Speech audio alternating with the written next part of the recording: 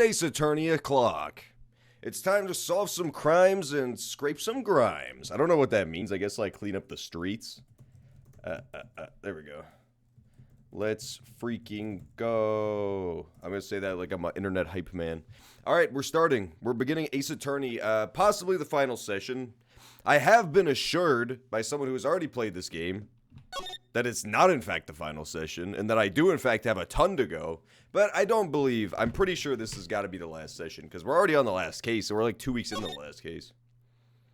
Brink, brink. There's the Bidge. Hi, Bidge. Alright, let's, what were we doing? Oh, that's right. Okay, so, just to catch you up if you haven't been here, we finished the first, day of the case, like the first day of the trial, and now we're back to investigating. We're, back to investigating the scene of the crime. Or I guess technically right now we're not the scene of the crime, but, you know, the general location, the village, where it happened. Where it actually happened, as far as we know, is here, at Hazakura Temple. Right now we're here, at the Inner Temple. I believe. There's a blue dot here, I don't know what that means, but I don't think that's true. I think we're at the Inner Temple. How come the map, explicitly does not show this one? That's so weird to me. The map explicitly does not show this little support thing, like the little, whatever they're called. That's so weird. Alright, let's head into the thing.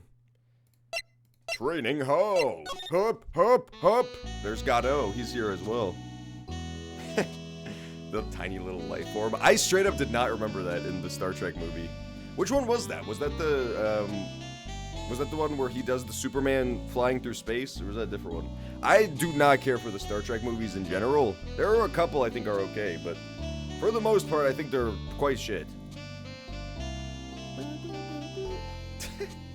Hey Godot, were you the one who made this little mess, you rapscallion? Were you the one who made this mess? This scroll shows a picture of Misty Faye, master of the Kurain channeling technique. But why would anyone cover it in gravy? I can't make out what's drawn on this scroll at all. I'll never understand you Americans and your so-called artists. Artists? Yeah. Yeah, someone covered up the picture of Maya's mama with a bowl of grava, and I don't know why. Why are the Star Trek movies shit? They're just not particularly interesting, I don't think. I don't think they're, like, particularly well-written or well-shot. I'm not just a big fan of them in general, you know? I feel like they also just carry a very different tone than the show does for the most part. A lot of characters are written very inconsistently compared to their show counterparts, and they, I don't know, they're just very strange. I wouldn't say they're horrible as movies. I just don't feel like they fit well with the show. At least of the TNG ones, and some of the original series ones. I haven't seen any of the newer Star Trek movies. If they made any. Like, beyond the reboot shit, like the young people ones. Why didn't you show? For example, I don't know if they ever made any Deep Space Nine ones. You had some important business, and that's why you weren't in court, huh? So what was it? I've told you once before, but perhaps you don't remember. I've returned from the depths of hell to do battle with you. You see, Triad, I've experienced something most have not. Death. You died? Of course, being extradited from hell is a tedious affair. The meticulous regeneration and adjustment of all your internal organs is, well, let's just say modern medicine allows us all to live to a ripe old age. Even someone like me. So, you mean that mask you wear is... This ugly device? I promise it's not a fashion statement, my unenlightened friend. Without this, I can't see your frequently dumbfounded face. I didn't know. My eyesight is pretty messed up. Even with these huge goggles on my head, I still can't see everything. Still, I keep this worn-out piece of junk of a body going with regular service. I'm sorry, but you say you experienced death? How is that possible? What happened? Why don't you ask him? Huh? Me? Yeah, try it. You should know all about it. You know when my life ended, and who ended it for me. Yeah, if it's not abundantly obvious by this point, it's pretty fucking obvious that it's Mia's old friend, the Mexican dude from that other trial. Yo, what up, Jimmy? How you doing, dude? How you going? You're watching Star Trek DS9 Season 4 and then Voyager Season 2. Interesting. I see. So you're watching them like as they released. Cool. Yeah, I didn't not like DS9 or Voyager too terribly much, but they both had fun premises. They both had very fun premises. I don't know. I didn't get into them in the same way. I watched TNG and the original series when I was very young, so maybe that has something to do with it. Well, Phoenix Wright, do you?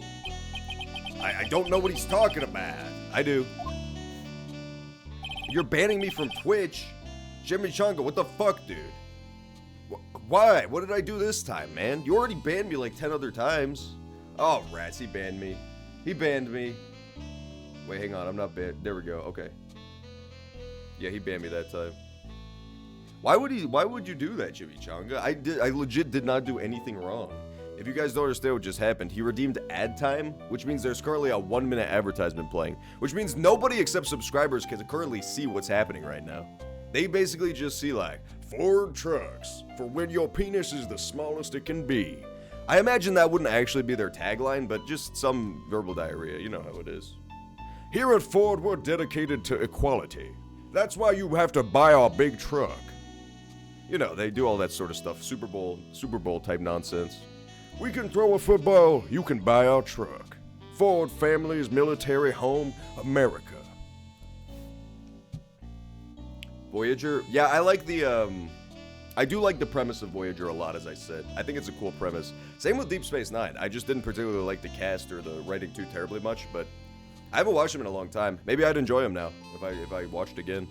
If I were to watch again, maybe I'd have a deeper appreciation for both. Although, to be honest, I do feel a little tug at the corner of my memory. At the corner of my memories. Godot, could you stop fondling me while I'm thinking? I think I do know how Godot was killed. It will all become clear in due time. Isn't that right, Trad? Can't undo?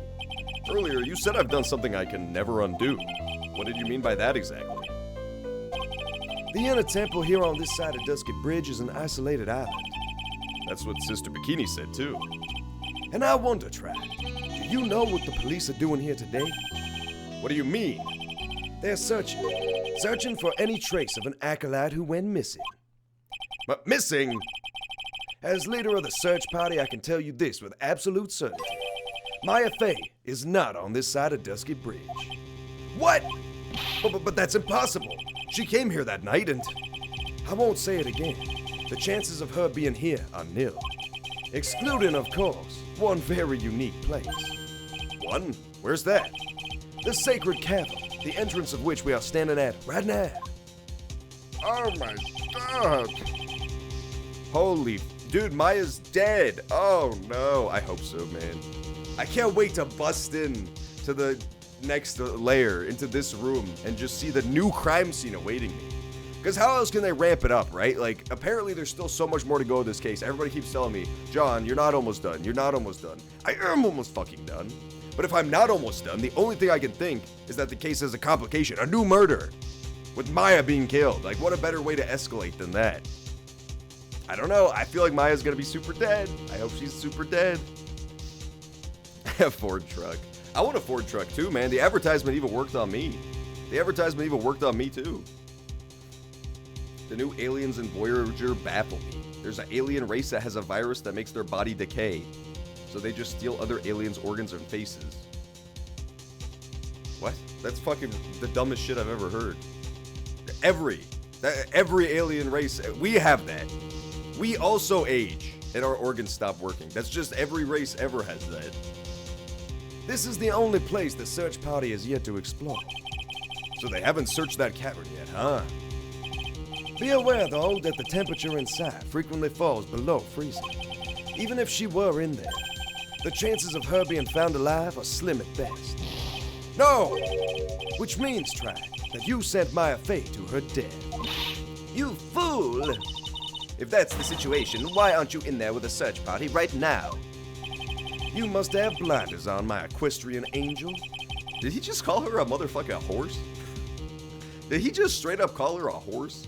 Nah, he's implying she rides horses. But let's be honest, she does not ride horses. It's just because she has a whip. I'm turning the capture cursor on, by the way. I totally forgot to do that. I feel like Phoenix... I know it's kind of an eyesore to have a capture cursor, just in general, streaming stuff, but if there's any game to have it, it's this, because that way I can have you guys follow along with what I'm thinking, like pointing at shit, you know? I feel like it's useful. Maybe people disagree. I like it. Don't you see the big lock and chains? We ain't know what bolt cutters are. We ain't never heard of them. It's a trick lock. I'm making preparations to open it as we speak. Well, try it. Once again, a woman dies because of you. Once again? What are you talking about? Don't tell me you've forgotten. It was only 2 years ago, after all, when the last unfortunate woman died because of you. Because of me? And do you know who that was? It was Mia Faye's sister. That's right, Mia Faye. Mia, you killed her. No, that's not how it was. That ain't how it was like. I didn't do that. Stop, Gatto. You can't tell everybody. He's fucking participating in cancel culture right now, you guys. Just because I murdered somebody doesn't mean that he has to tell everybody and freaking cancel me and stuff. Fucking SJW-ass Gatto. Oh, grow up, Gatto. Everybody makes mistakes every once in a while. The virus ate their skin and intorgal organs. I get what you're saying. I'm just saying it's a pointless distinction to make. Like, I don't understand what the purpose of that virus is as a narrative element. It's the same thing. Like, you could say that about any fucking race in anything. They all eventually would have to replace shit. They would all eventually have to replace organs and skin. It could have been the same exact thing, just they do that. And humans don't do that. Do you understand what I'm saying? You pick up what I'm putting down? We're talking about Mia Faye right now. Mia Faye. It was 2 years ago. Mia Faye was pursuing someone, a man. But she bit off more than she could chew. She made a very dangerous enemy. Yeah, that's one case I'll never forget. But I got that guy, personally. Sure, Miss Faye's murderer was caught, but that won't bring her back. Well, no, but you were with her at the time. You and no one else. It was your responsibility. You should have protected her. You say Mia Faye was your teacher. Well, then I'd say you've learned nothing, Tried. You robbed her of her life, and now you've let her sister suffer the same fate. I haven't sentenced Maya to death. No! No! He fucking Hulk bursts through the fucking door. Phoenix Wright just runs full speed into the bars and kills himself. Knocks himself unconscious. The Dars?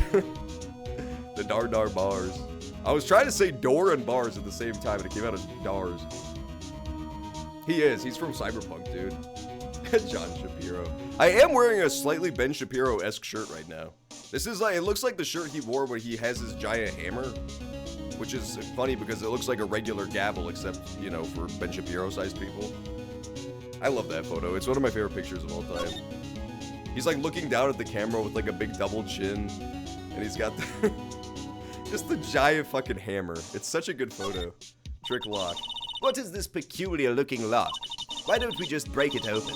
It would be a simple matter of... I'm afraid we can't do that. The Dar bars are simply too strong. This area has been prone to earthquakes. The repeated tremors have weakened the foundations of the training hall.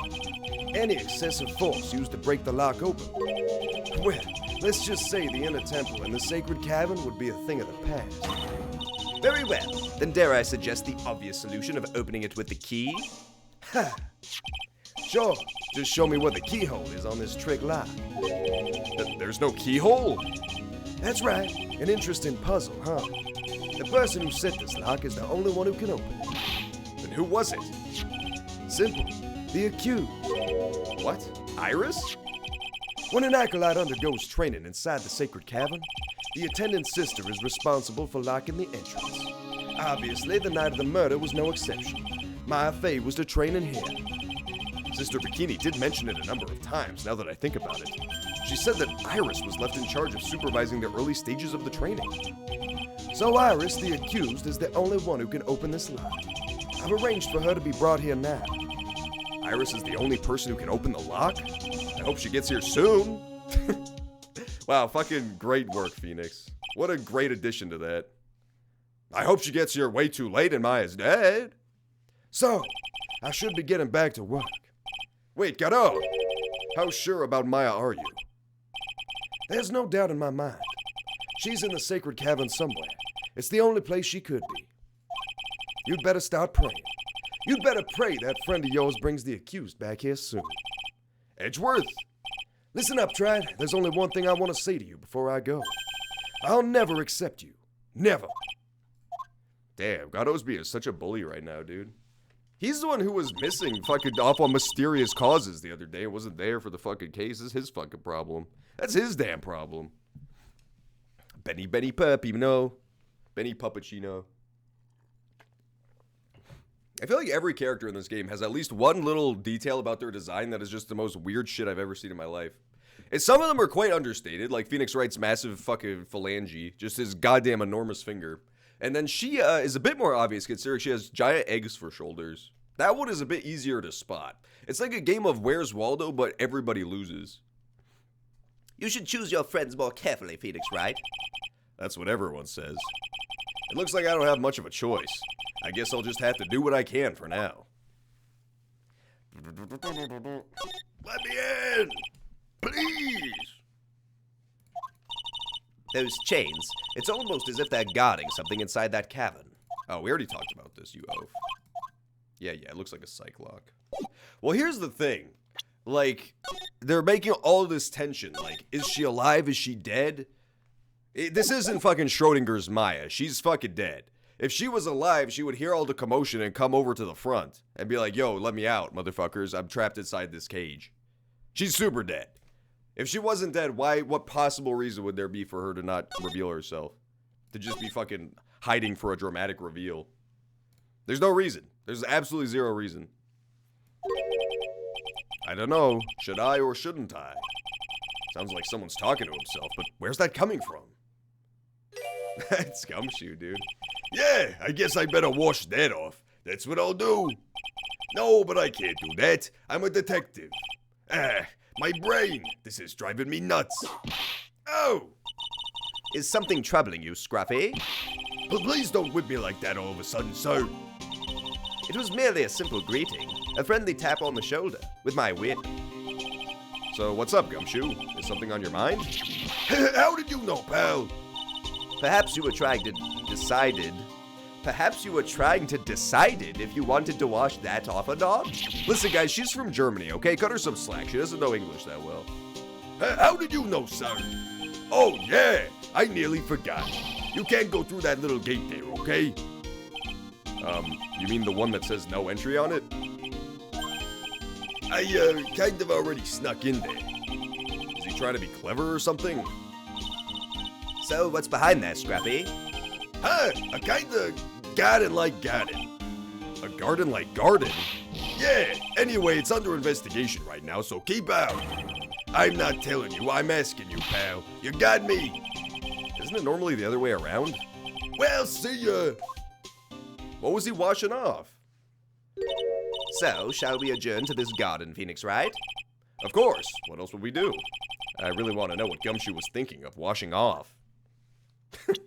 Me too, man. That's a gross statement with no context.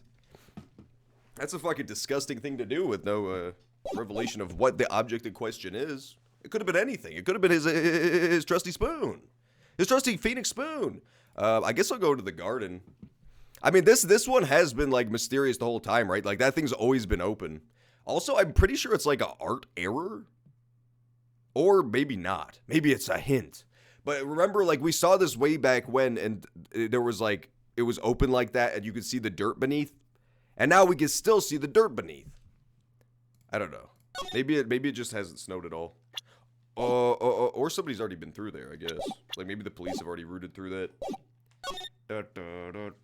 Oh, that's right, the incinerator, too. There was this incinerator here, which when we first came here, it was, like, closed and snowy.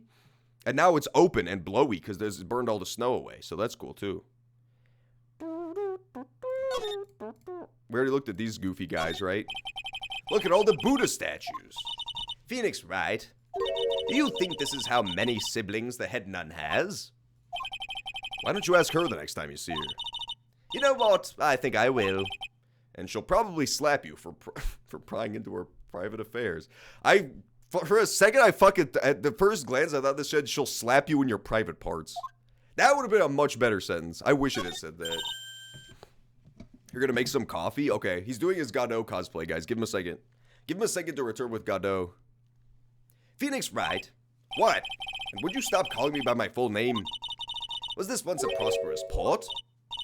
Yes, that metal hook is a mooring post for boats, you know. Oh, that's an anchor for one of the wires that is used to hold up the bridge. I think the wire that was tied to this one probably snapped when the bridge burned down.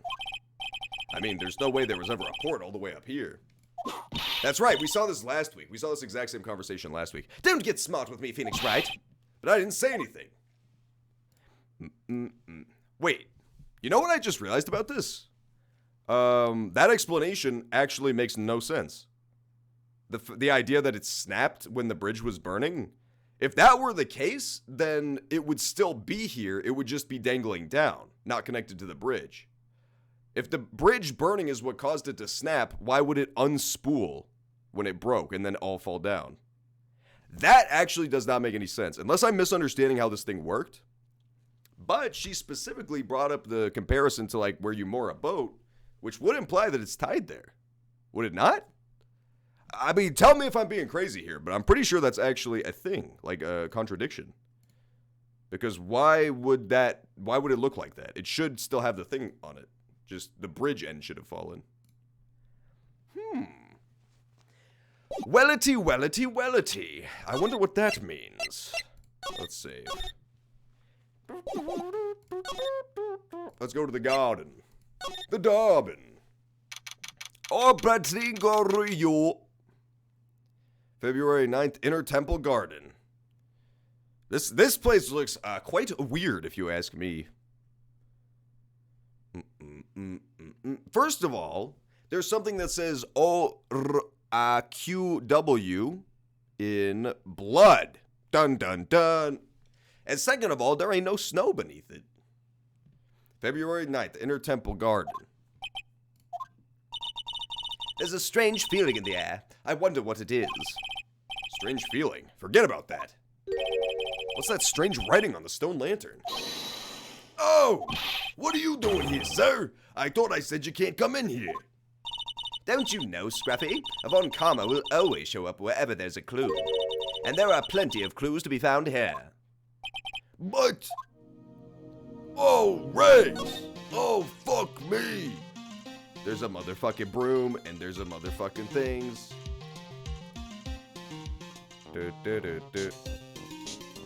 This place looks cool, man. This is a nice little location right here.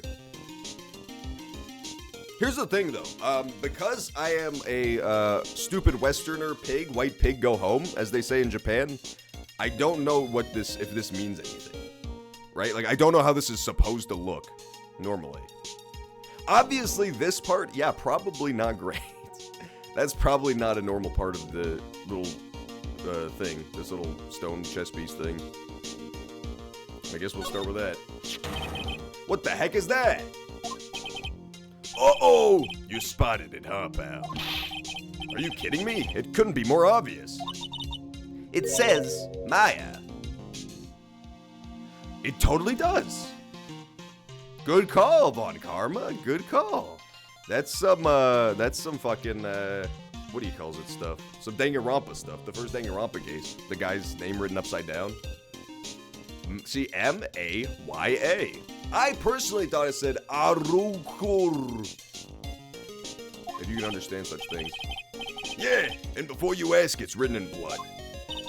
You will answer all of our questions now, Scrappy, without exception. Yes, sir. Meow, sir. Alright, we're saving.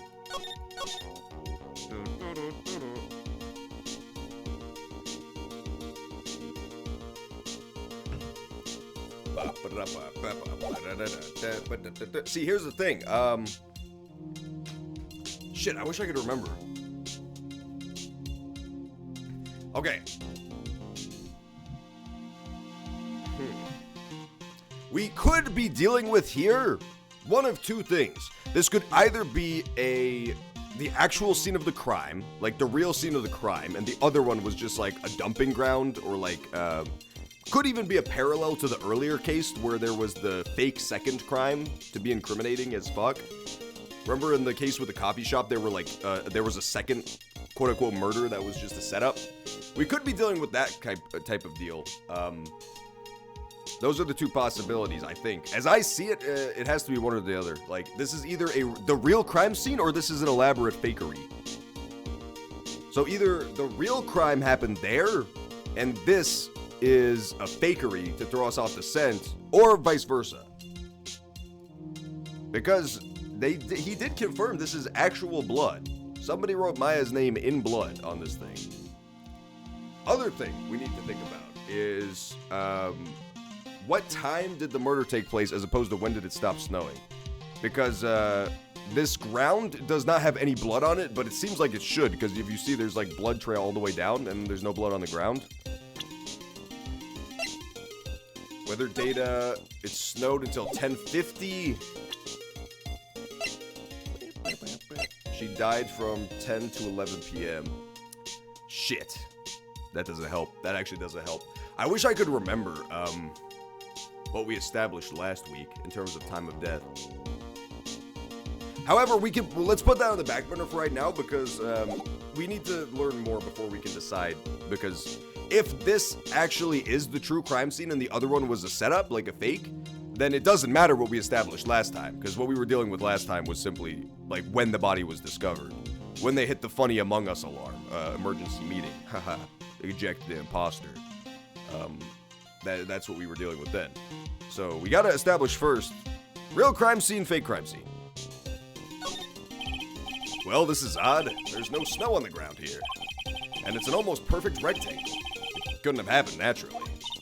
Yes, it appears as though someone has carefully cleared away the snow. No doubt about it, it was you, Scruffy. No, it wasn't me, sir. It was already like that when my men and I got here to start the investigation. If it wasn't the police, then who did it? Oh yeah, there's something I need to tell you. Just between the three of us, okay? What is it? It's top secret. You can't tell anyone, get it? Understood. Well, when I was a kid, I got knocked out of the local wrestling contest, you see? I was so disappointed I just picked up my mouth guard and cried all the way home. Man, I got in so much trouble when I left it on the couch. Is that it? That's it! Oh! Whoever cleared the snow away must have had a reason. Although I can't even begin to imagine what that reason could be. Weird. Yeah, that's pretty fucking weird as hell. Because, like, I don't know, man.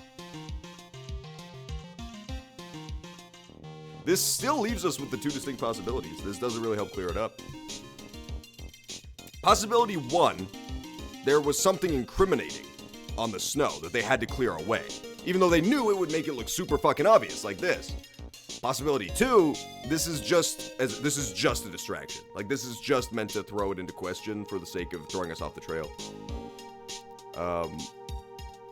The thing is, I can't imagine what would have been more incriminating left on the snow than the fucking bloody writing and the blood on the wall. Unless, of course, that was placed there after the fact, as another way to throw people off the trail. There's a charm or something poking out from the snow. It's got the motherfucking thing on it, dude. The little dingle Cheeto. Looks pretty old. There's a leather cord tied to it, too. Apparently it belonged to the victim. To Miss Elise Dornil. Yeah, there was a broken leather cord around the lady's neck. The ends of the cords found on both the victim and on this charm match exactly. Sounds to me like this little trinket is gonna be my ticket to getting some very big answers. Corain Master's talisman. Okay, well, unless I'm mistaken, that pretty much confirms that it's Maya's mom. Weird. We were talking about that last week, and possibly even the week before, but yeah, it's just super weird. I did not want to believe that was true, because, like, that's been the whole thing. I don't know. It's still possible it's all just an elaborate setup, as I mentioned earlier, but it's looking pretty convincing that Elise Dohnim is, in fact, Maya's mom. I don't know. But, like, that's the thing. Like, it makes sense if you look at this really zoomed in just this one case, everything points to that. If you zoom out, though, in a more macro sense, in the term of the overall narrative of all the stories, Maya's mom has been a thing from the very fucking beginning. It's been like a day one mystery, is like what happened to Maya's mom. Where's Maya's mom? So for her to show back up for 2 minutes and then immediately die would be like ludicrously stupid. That would be incredibly bad. But it really looks like it is. It really, really looks like it is. There are a couple of torches here. I guess you need all the light you can get up here in the mountains. Yeah, I was looking at those things, pal. It looks like they've been lit pretty recently. Recently? How recent are we talking about? As recent as the night of the murder. Maya was training here on the night of the murder. It's not unreasonable to think these things were lit up at the time, I guess.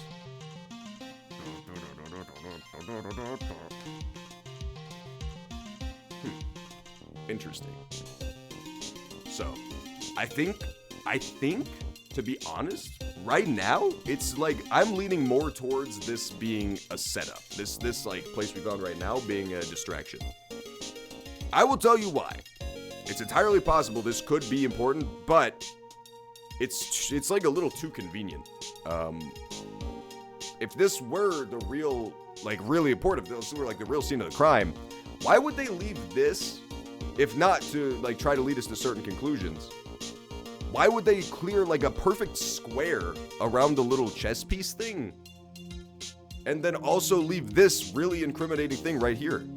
Like, they clearly went through all the trouble of meticulously shoveling out a square around the thing. So why leave the other two really obvious things left behind? That would be like, you'd think that would be the first things to get cleaned up. Would be the bright red thing laying in the snow and the word written in blood. Unless someone was trying to point us in a certain direction.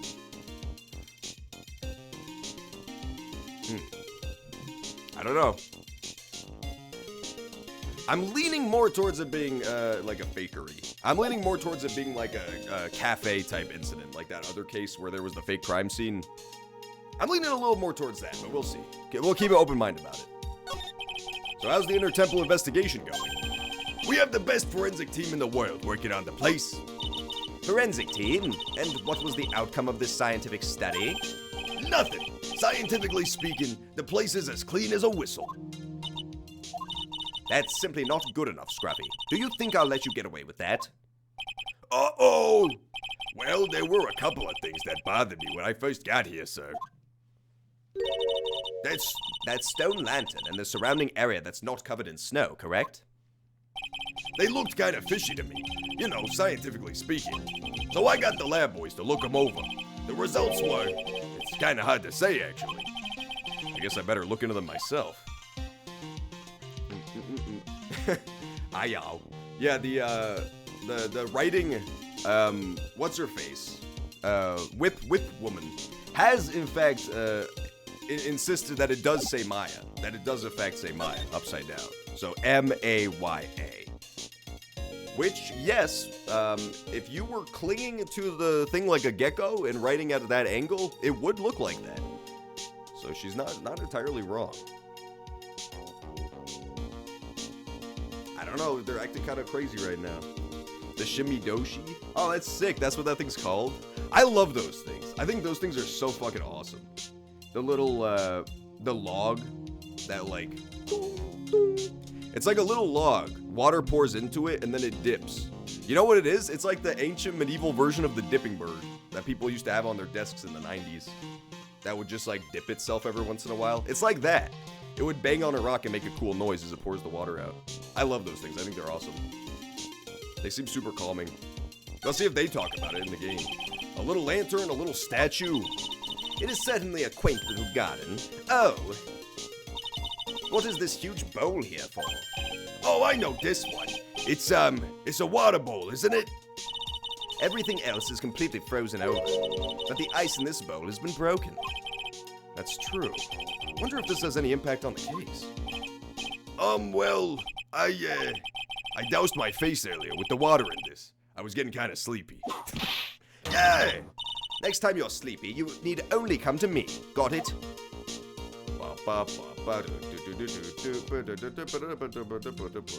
Okay, so that one was actually just confirmed a fuck you. That one was just pointless. That one was just Gumshoe being a fucker. A fuckler, if you will. They have a sozu fountain. I don't know what that means. Is that like the shoyu ramen? The shoyu these nuts? Hey, what's up, Maya? About Maya. Oh, did Mr. Godot tell you yet? Yes, we heard. He's got a search party out looking for her. But there's nowhere else she could have disappeared to on this side of Dusky Bridge. All we can do is wait for Mr. Edgeworth to get here, pal. Edgeworth? He's escorting Iris, the defendant, over here. We'll have to wait, since she is the only one who can open the door to the sacred cavern. Oh, I think Mr. Edgeworth wants to talk to you about something too, pal. Ah, I wonder what it is. Just don't be expecting any good news when you talk to him. When I spoke to him, Mr. Edgeworth sounded so down I felt like I was drowning. Sounds pleasant. Maya, so these letters are written in blood? Yeah! What's worse is it's the victim's blood. Ah, shit.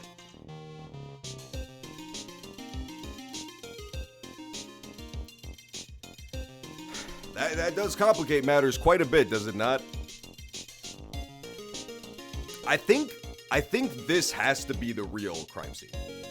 I think if you think about this logically and compare it to everything else we know, there's no way that the crime could have taken place there and then somehow someone would have gotten back here and written this in blood and done all this shit. Because if you recall at this point, like, there was the tracks had already showed up because it had stopped snowing by the time that snowmobile came back. There had been the burning bridge. The bridge was already burning by that point. Yeah, like, I think there's no way. I think there's just actually no way. Because the bridge was burning and then it completely fell when Phoenix tried to step on it. And if they had come here after, then that would have had to have been even after that. I'm pretty sure. I don't think the timing would work otherwise. There's just too narrow a window. Huh? This is Miss Dohneem's blood? We haven't done a detailed analysis yet, but it's looking that way, pal. Most interesting. Phoenix Wright, I presume you know, don't you? Why Maya's name is written upside down. You know what? That was really bothering me, too. We already did this in Danganronpa. We don't need to go back over this again. The fountain's clack scares off rabbits and birds. Oh, that's cool. I didn't know that's what it was for. I just thought it was supposed to be like calming. It's actually the direct opposite. It's supposed to scare things. That's hilarious. That's if Japan had only invented this in the modern day, they would have just taken a recording of my voice going, ah, ah, ah, just to scare off the birds or rabbits even better.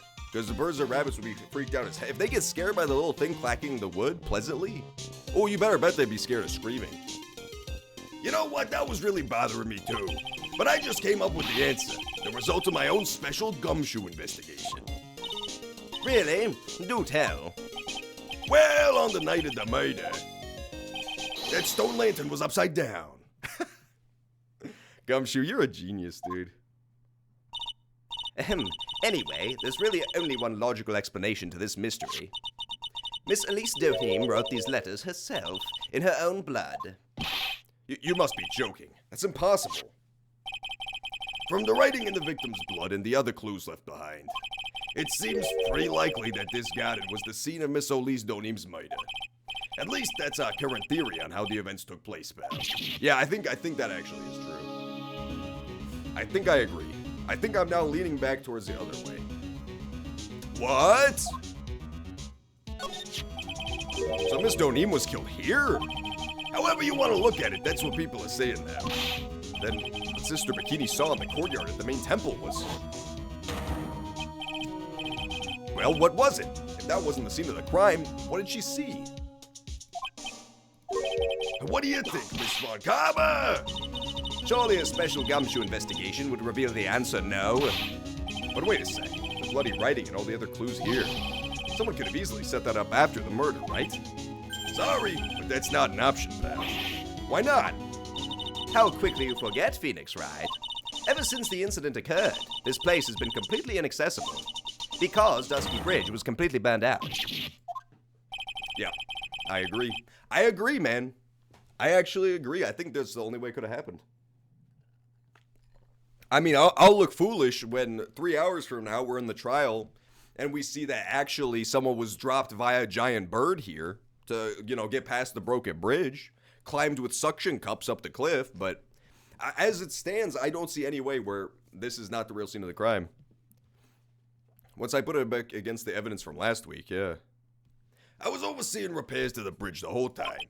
No one came over here before me and my men. Which means no one could have planted all this stuff here, pal. I can't think of a counter-argument to that. I knew it. I should have washed the blood off the lantern as soon as I got here. That's what he was thinking of. That's what Gumshoe was thinking of. If this really was the scene of the crime, then I need to figure out exactly what it was that Bikini actually saw.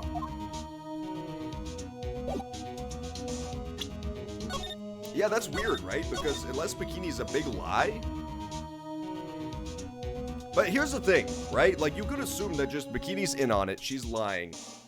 But if you think of this within the context of this game and the cases that came before, particularly as I mentioned the cafe case with John and all those dudes, the whole crux of that case was the old man who seemed crazy, who was telling you shit that's not really possible to have happened, was actually telling the truth. He was explaining what he actually saw. If you see that as the predecessor to this, like that this would be paralleling that, then it's probably pretty likely that she actually did see something. She just, it's a case, it's another mistaken thing. It's another case of like mistaking what you saw.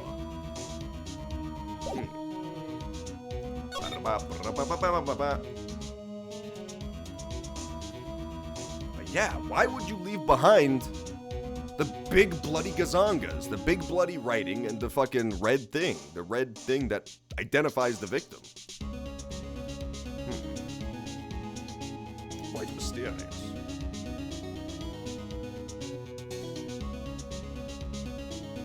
Because they went through all the trouble of scraping up like all this snow, and then just left that shit.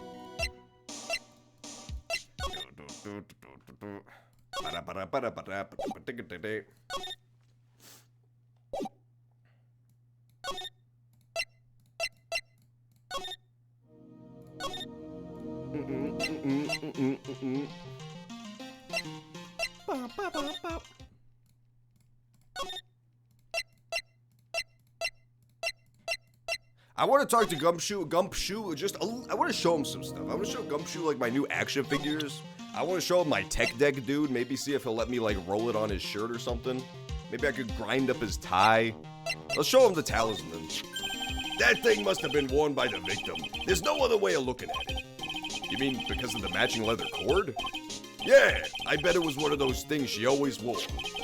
I've got this safe driving shop that I've been wearing for over a year now. That's right, I forgot about that. If I ever get into an accident, it guarantees it'll be the other guy's fault. Isn't it supposed to stop you from having an accident in the first place? Well, not that he had the car, but The accident in the other game when he crashed his fucking car like an oaf. This was found close to Dusky Bridge, wasn't it? that's what the honest guy said, yeah. Right after the defendant flew over the burning bridge. According to his testimony, she dropped it when she landed on the other side. Oh, shit. What? Did he say that? Oh. That completely throws my theory into the fucking trash garbage, dude. Remember, my whole idea was that... Okay, so basically my idea last week during the court segment was that he had basically seen this upside down, like, reflected in the water, because of these things right here. This should not be the way it is. Like, the first hint is that everything is reflected, right? Like, the flames and the bridge looks identical if you reverse it. But then the real hint was this. These things that stick out the top of the bridge don't exist. On the actual bridge itself, if you recall from the last case, the struts go, like, below the bridge. So, I thought that this was, like, probably how the killer actually got away, was by jumping into the river from the bridge. But he says he saw her get to the other side. Huh? Ba ba ba ba.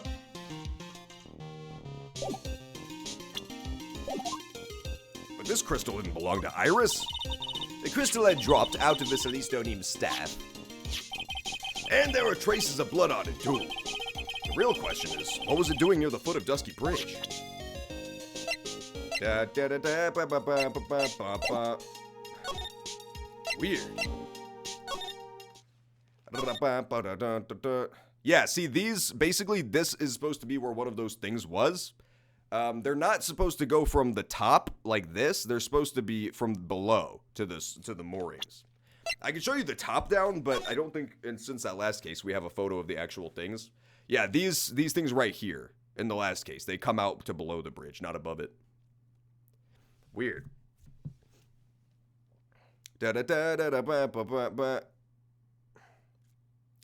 Yeah, so my theory was that the killer went to like the middle of the bridge and then jumped.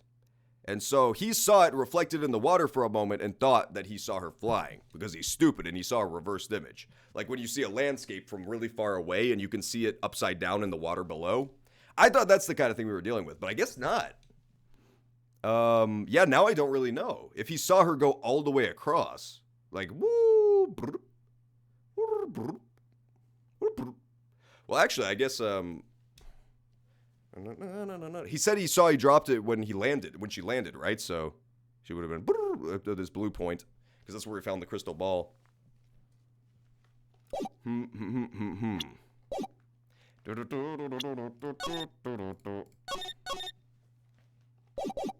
But yeah, that's actually the other thing now, too.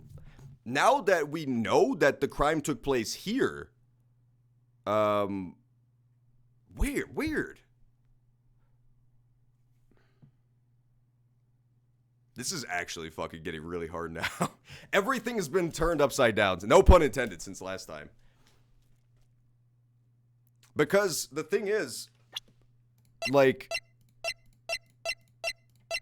I don't know. Ba-ba-da-da. Ding-a-ding-a-ding-a-ding-a-ding. Yeah, I mean, the thing is, if the crime took place here, then the killer has to still be on the island. 100%. Because we know for a fact the body ended up there, which means they got the body across, and then they had to stay behind. Larry didn't see two people. He saw this and then spent the rest of the time watching the bridge burn until we caught up with him. So nobody else came over. The killer's still here. Guaranteed. 100%. Which is good for Iris, but at the same time, not really. Because, yeah, she's still wound up with the body at the temple, which implies that she is the one who brought it back. So she seems like she's still an accomplice, at the very least. But yeah, I think the killer's still on the island. I think, guys, the killer is inside the room. I don't want to freak you out or anything, but the killer is still inside the room. 100%.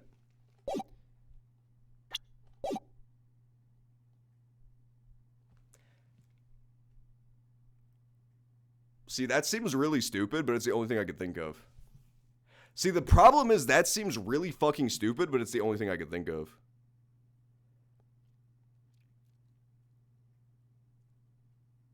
See, that seems really fucking stupid, but it's the only thing I could think of. Is that they fucking, like, got her across using the cable. Somehow.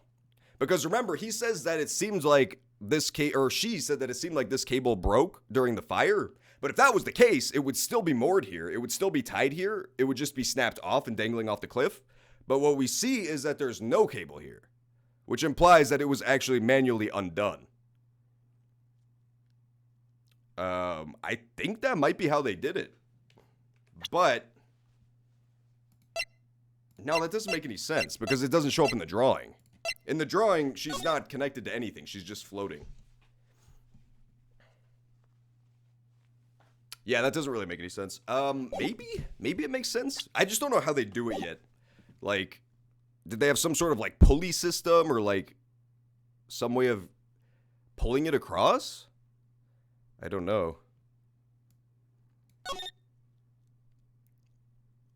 Weird. All right, I'll just chalk that up to weird for now, and we'll come back to this. There's a lot of new information happening. Let's head back to the fridge. Let's go to new places. Do you wear a wog? You know Larry was smoking drugs. Yeah, to be fair, I mean, the thing is, I could totally see them just having a gag where it's like, oh, Larry he didn't see anything. He's just an idiot. But again, the whole thing about the other case, where there was a quote-unquote unreliable witness, is that they actually did see exactly what they said they saw, just not in the context that they said they saw it. That sentence was very confusing. But yeah, I thought I figured it out, but maybe not. The reflected falling theory seemed good. Like, he saw it reflected in the water, so it looked like she was flying, but it was really upside down and she was falling. That seemed fairly logical, but I don't know. We'll see, I guess. Hazakura Temple main gate. It seems you have a visitor. Mr. Wright. Iris, I'm really glad to see you. Godot managed to mobilize the police by claiming a state of emergency. Not him again. Never mind him. We've got to hurry and unlock the sacred cavern. I'm sorry, Mr. Wright. It's my fault someone so important to you was locked in there. Mr. Edgeworth, can we finish our conversation later? All right, let's hurry to the inner temple then. I'll see you later, right? Goodbye, motherfucker. Wait, Edgeworth. I'm coming with you. No, I don't think so. I'm too edgy. I knew it. I can't allow you to come with us. What? I hate to be the one to break it to you, but Maya Fey is in a rather delicate position. What do you mean by a delicate position? This isn't simply a rescue operation, right? It's also an investigation. That being the case, we can't allow members of the public to interfere. Come on, Edgeworth. If anything happens, you'll be the first to know. Please understand, right? But it's Maya! Mr. Wright, all that matters is that Mystic Maya is rescued, correct? Listen to the voice of reason for a change, Phoenix Wright. From now on, consider anything beyond Dusky Bridge to be off limits. We'll be going now. Excuse us. He's leaving, dude. He's going home. You're entering a melee tourney? Nice. You should enter, is it the online stuff? The Hungry Box box? The Hungry Box circle, as it's known, the circled cube? This is no time to be standing around, Phoenix Wright. Aren't there other things that demand your attention? No! Thanks for reminding me. Bow, ba, bow, ba, bow, ba, bow. Yeah, so, if it did happen at the other place, then it does actually line up chronologically with what we know. We know it stopped snowing at around 11, give or take. It said like 10 to 10:50, right? And the murder took place between 10 to 11. So, we also know that there's so much happening at the same time here.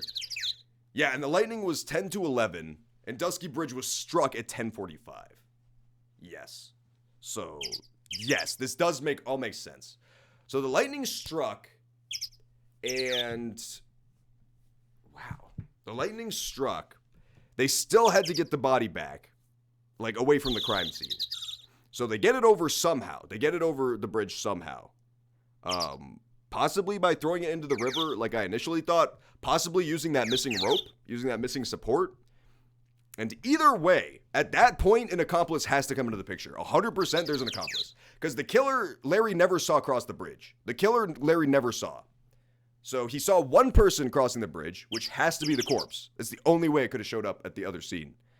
So it gets passed over. Somebody else picks it up on the other side. And then they take the snowmobile back. And that's where the snowmobile tracks come from, that we see going back to the house. Because that's after the snow.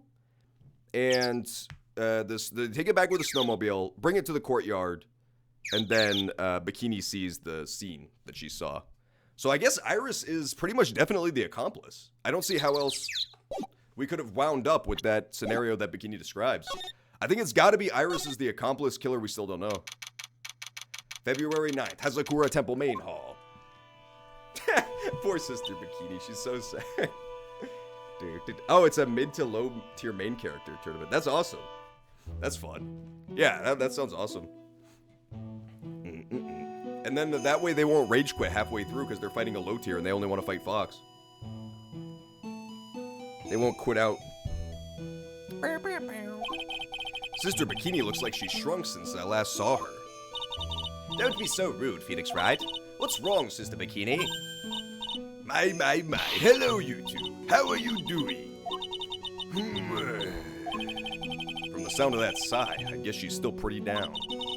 Iris was just here, you know. She was accompanied by that handsome crimson-clad prince.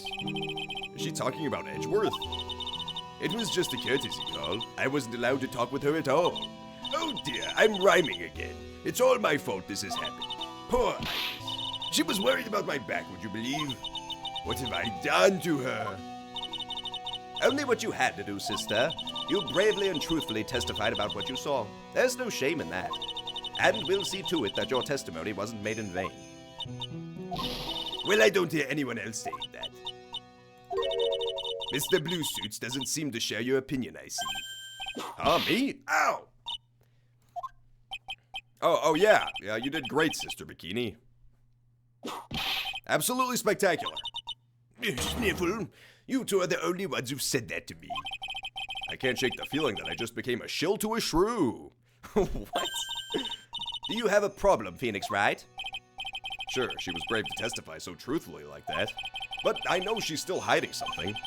Guess it's time to break those cyclocks of hers. Already? I guess I'll try. Get down. Yeah, Bikini would definitely rage quit mid-combo. She'd be like, nope, that didn't happen. I didn't see that. Nope. I'm presenting it.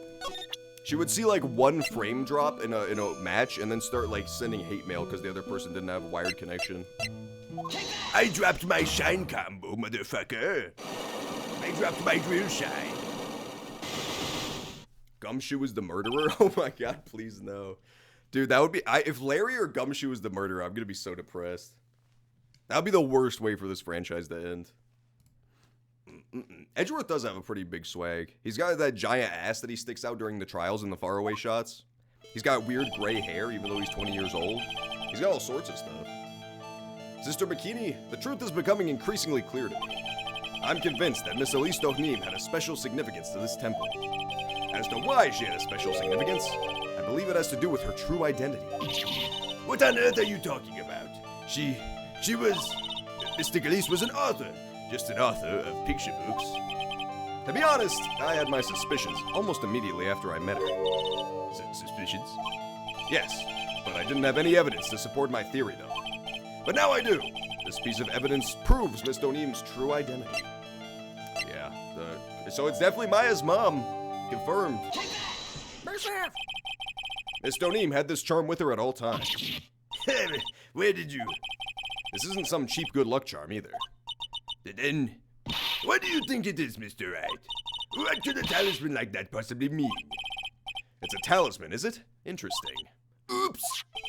This thing speaks volumes about who Miss Dohnim really is. This talisman and one other item unequivocally prove Miss Dohnim's true identity. Oh, the gravy scroll. Woo! The painting is obscured by the gravy stain at the moment. Nope, not up there. Not up where it counts. Bikini smile is pretty weird. I like when she faces the camera and just has like an absolute Chad face. It's great. When she's not freaking out, she just like stares you down with her gray eyes. It's so cool. This scroll shows the master of the Kurain channeling technique. See up there, guys? It shows the little fucking tadpole motherfucker. The crest at the top is a sign of an honorable title. The very same crest that adorns the talisman the victim carried with her. This crest is reserved for the master of Kurain. Who on earth told you that nonsense? I've got no idea what you're talking about. The new master, Maya Fey, told me. God, I love her fucking Family Guy mouth. It's so great. She alternates between like Family Guy face and just like stone cold. It's awesome. Wait, what? Yeah, that face. That's the one I like. Just like a slight smile and then just stone cold. You mean that acolyte is Misty Fey's daughter? Yes. Are you sure? Yes. In fact, since her eldest daughter passed away, Maya is Misty Fey's sole successor. Mystic Misty! Oh, shit. Oh, got him! I win. Damn, that was all of them at once. That was awesome. When he fades, he gets 10 gift subs. That's fucking awesome, dude. Did someone shit Pole on the wall? They did. We don't know why at Chimichanga, but someone fucking smeared their fucking disgusting entrails all over the little scroll. Purposefully, too. Look. It's like very just smeared all over the motherfucking thing. Bing, bing, bing. Oh, they're probably just a Quentin Tarantino type because they blocked out everything except for her feet. You can still perfectly see the feet. Completely unobscured.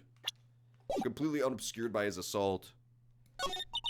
Mr. Galice graced us with her presence about a week ago. When she showed me the talisman with that mark on it, well, I nearly fainted. No one had seen her since she disappeared 17 years ago, after all. Oh, okay, so it was 17 years, exactly. I think last week I said 15? I thought it was 15, but I guess it's 17 years. What is the significance of this talisman, sister? The Kurain talisman. It's the symbol of the Master of Kurain. The bearer must carry it with them always until their death. Until their death? So at least Donim was really Mystic's Maya, huh? What? Maya's mother, huh? Yeah, it was Mystic's Maya. She was Misty Faye, the master of the technique. The truth comes out at last. It looks like we're making some headway here. Tell me, sister. After 17 years, why did she choose to show herself now? Because something happened that called her out of hiding. What happened? Well, what? Oh shit, she's transforming! Run! What's happening? She's about to spew more gravy all over the wall, dude. It can't be! Earthquake! Earth! Oh my goodness, the inner temple will burn. This kind of tremor might. The inner temple? The sacred cavern in the training hall. It might very well cave in. What? Maya! Swear to me! Alright, we're gonna go to the training hall. Earthquake's over, though. You also mashed potatoes, Von Karma? It seems to have passed. Well, we can't just stand here and do nothing. Let's go. What? Where? To the inner temple, of course. Where else? Sister Bikini, we'll finish this later, alright? Of course. You run along now. People may have been hurt. I must get some first aid kits ready. Here she goes, she left. Walmart Twitter. I remember the Walmart Twitter, dude. It was awesome. Come on then, Phoenix Wright. They won't bar you from entering as long as I'm with you. Thank you.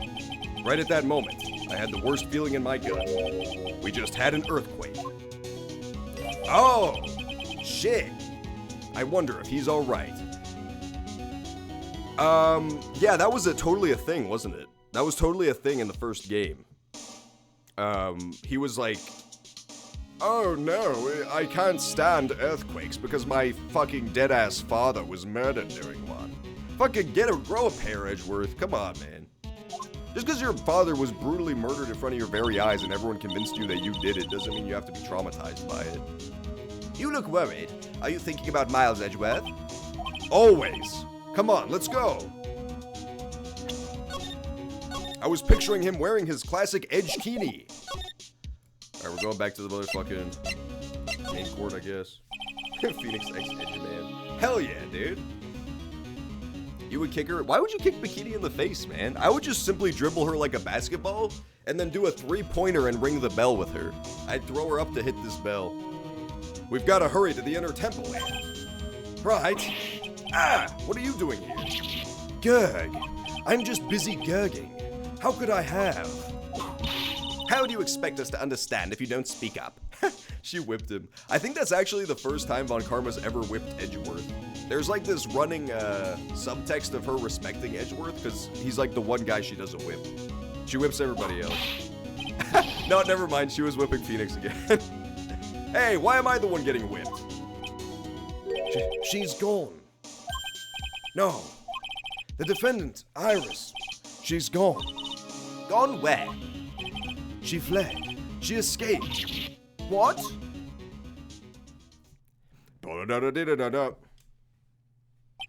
So, it was just now, during the...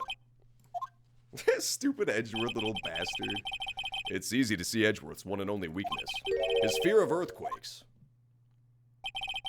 I should have known better than to escort the defendant alone. As soon as the ground started shaking, my booty went quaking. I stupidly passed out. That incident haunts you to this day, doesn't it? No, that's no excuse for letting the suspect get away. I can't believe I let it happen. Right, the inner temple is a dead end, so she could have only escaped to this side. We haven't seen her. Then we need to get a manhunt underway now, and search Eagle Mountain from top to bottom. Wait, Edgeworth, have you thoroughly checked the inner temple yet? Don't be ridiculous. Why would I? The inner temple is like an island. There's no way to escape but to cross. No, that's not it. Iris isn't the type of person to run away, Edgeworth.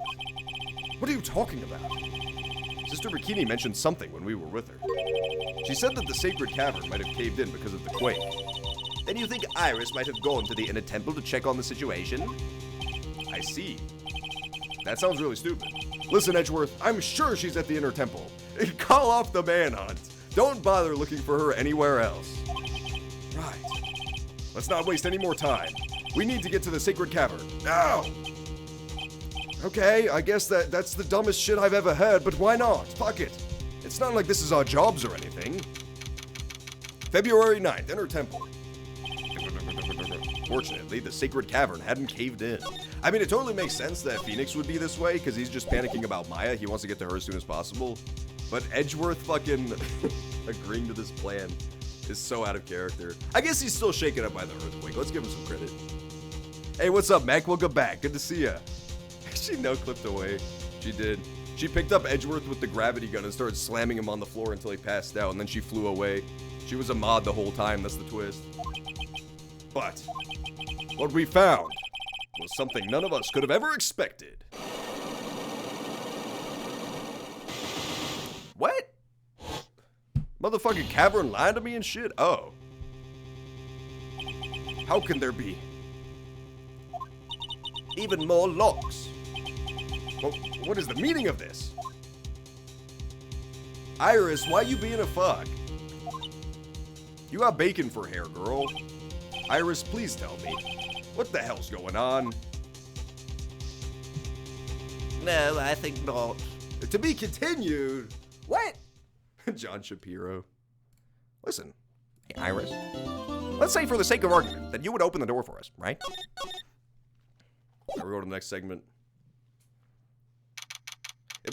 You didn't need to do a to be continued. It's the same fucking scene. You can't say to be continued and cut back into the same conversation. That's not how that works. This is not a fucking TV show where there's a time slot. You could have just kept going. Right, is this what Godot was talking about? Yeah, the trick locks. Now then, Iris, please remove these at once. Mr. Edgeworth, I'm afraid I can't. It's not possible for me. What?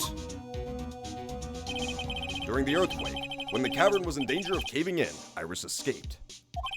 And I know that there was only one lock when I last came here. So you're saying that you can't undo the new locks? Yes. If only I was stronger. Edgeworth, how are you feeling? You look a little... Yo, Phoenix, we have bigger things to worry about than how your fucking boyfriend's feelings are, dude. There's somebody is freezing to death in the cavern 2 feet away from us. Like you'll want to talk with your face all green. Green face, green face. Miles Edgeworth, go and get some air. I'll watch over the suspect. You go and get a grip on yourself.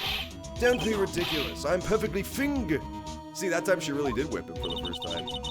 There's no telling what sort of mistakes you could make in your current state. There's no telling who'll be showing you up. Go and get some rest. That's your only concern now, Miles Edgeworth. I meant calling you out. I said the wrong line. Understood. I'll handle the investigation in the garden. You take care of things here.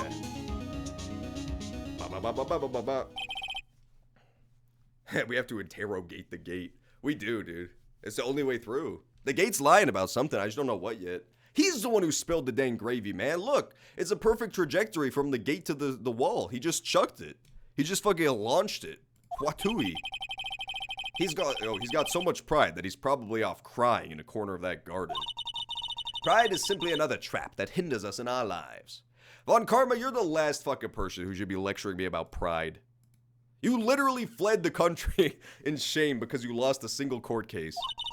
That said, one must have pride to be effective on the job. At any rate, it seems that this is where we part ways, Phoenix Wright. I'm going to stay here and see if I can't help solve these bothersome puzzles. I see. Well, thanks for your help. Now then, do you mind if I ask you a few things, Iris? No, not at all. Dee-dee-dee-dee-dee-dee-dee. Alright, we're talking to her. Let's talk to her first about the escape. Why did you make a run for it, Iris? I'm sorry. I heard the inner temple had been severely shaken by the strong earthquake we had. From who? You were alone with Edgeworth and he was unconscious. I was so worried. I just had to come and see.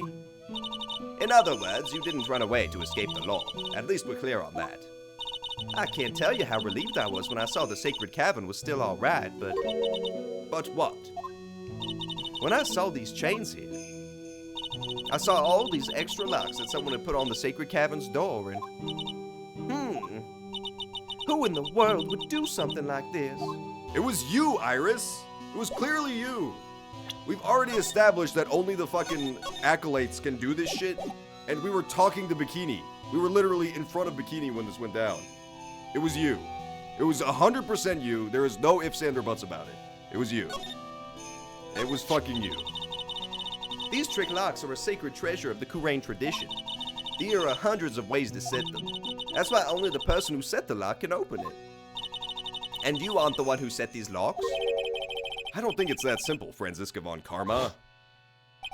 When we were here the first time, there was only one lock. But now, somehow, there's 5 of them. It's almost like someone placed new ones. What does that mean? It means that someone wanted to secure the place even more. And they wanted to secure it before you got here, Iris. Presumably because they wanted to make sure Maya couldn't get out. This means that Iris can only open one of these locks, the first one. Why would you say that out loud? She hadn't admitted to that. That was like the whole thing. You just gave her an out. Why would you give her an out? You had her by the balls. She had not admitted that she could unlock at least one. Oh yeah, I totally can. Yeah, look at her. Yeah, that's correct. What? Iris, try to think, please. Isn't there any way around this? Well, like I said, there are hundreds of different ways to set these locks. I suppose if I went through every combination with each one, I could remove them. But it will take time, won't it? Yes, about a day if I had to guess. A whole day? Well, that's better than leaving the locks in place. Will you do this for us? Sure, I'll do whatever I can. We've got to wait another day? Hang in there, Maya. She's totally gonna be just like the fucking Jack from the end of The Shining, just like frozen in place with the angry face. You're gonna have to call on your inner strength now. She's like an 85-pound Japanese girl. She's super frozen to death. She's 100% frozen to death. There's no chance she's alive. They're refusing to go around. They're actually refusing to go around. They say that it'll cause an earthquake, even though an earthquake just happened and it didn't collapse the cavern. So, they're not gonna do that. That would be simply foolish. Fucking frozen-ass Maya. They're gonna show up and she's just gonna be like a fucking caveman frozen in 10 feet of ice. You know what, Iris? There's still one thing I don't quite get. And what might that be, Phoenix Wright? I think it's obvious. Iris, on the night of the murder, where were you?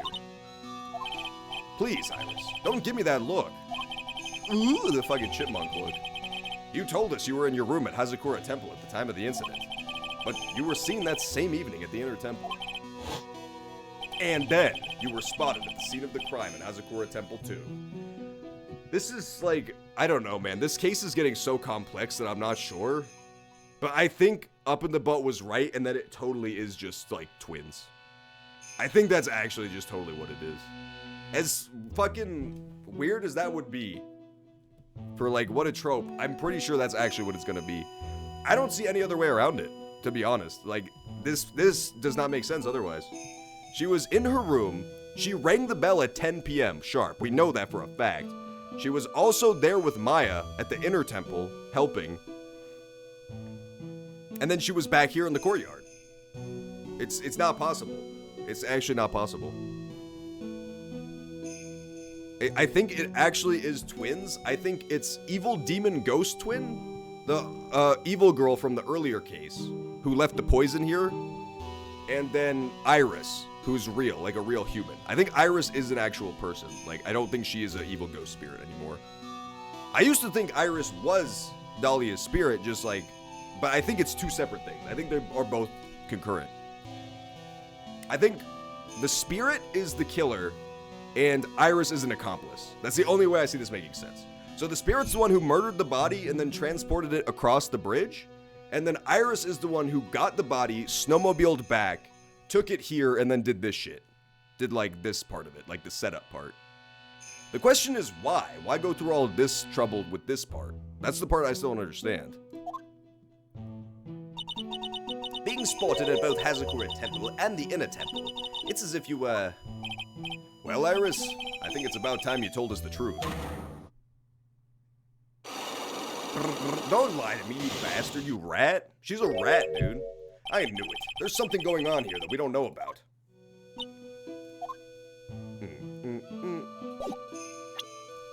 Ding, ding. Let's see.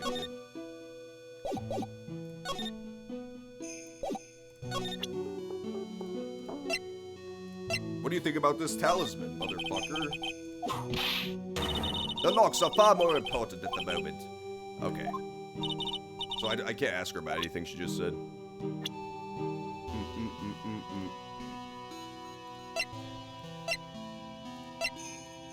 Yeah, I can't show her anything. Let's show her a bikini. Can you take a look at this? No, yeah, we get the same response. That means we can't ask her anything. Got it. I guess we could try to break the psycho locks, I suppose. Ba ba ba ba ba ba. Let's do it. There you go. Like that. I thought she just whipped Iris. It looked like it for a hot minute. I thought so too. But then Phoenix Wright screamed. The night of the crime. I think it's time you told the truth about what you were doing on that night. You said you were in your room at Hazakura Temple the entire time. You still claim that to be the truth? Yes, that's where I was. Iris, I believe you're innocent. That's why I want to believe what you're telling me, too. But I can't. Because this person saw you somewhere else on the night of the murder. It was Mr. Bettini, right? I'm talking about Sister Bikini, of course. Sister Bikini? Her testimony in court today was very clear. That night, I was helping an acolyte with her training, but as you can see, my back likes to act up. So I left Iris to help the acolyte and returned to Hazakura Temple. Sister Bikini didn't just see you, she spoke with you. You two talked about Maya's training that night. So you see, Iris, you were there at the Inner Temple on the night of the murder. That's very impressive, Mr. Wright. The acolyte's actual training was due to start after 10 o'clock that night. I left the main hall early so I wouldn't be late. What time was that? Let me see. It takes about 20 minutes. So I would have left at about 9:40, I think. I'm sorry, Iris, but lying just doesn't suit you. Huh? Now you say you left the main hall at 9:40, but what you say doesn't add up with this. Bing bong. Do we have the evidence of that, though?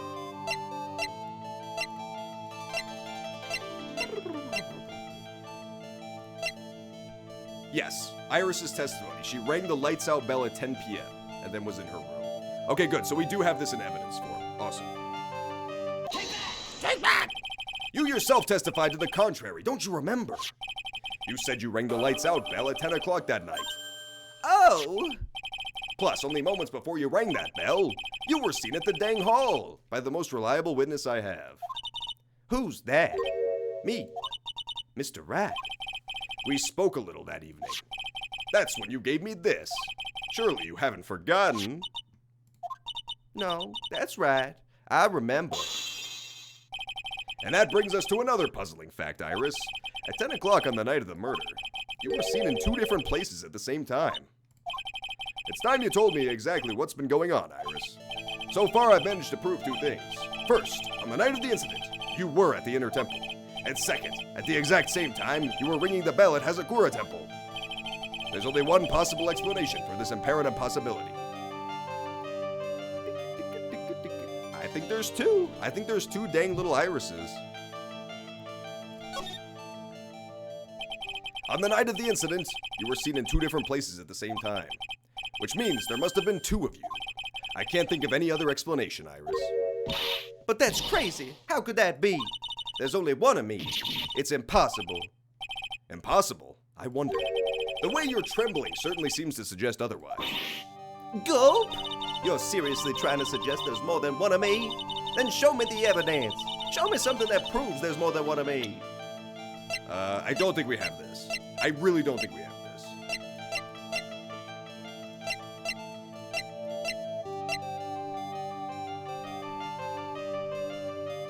Maybe the hood, because she gave that to me. I don't think that makes any sense, though. To the question she just asked, show me proof that there's more than one of me, that doesn't make any sense. No. Yeah, we definitely don't have any evidence to suggest that. Alright, we'll be back. We'll be back for this fucking rodent later. Shadow Clone Jutsu. I think you were right on the money. I think it actually is twins. I think that's the only thing that makes sense.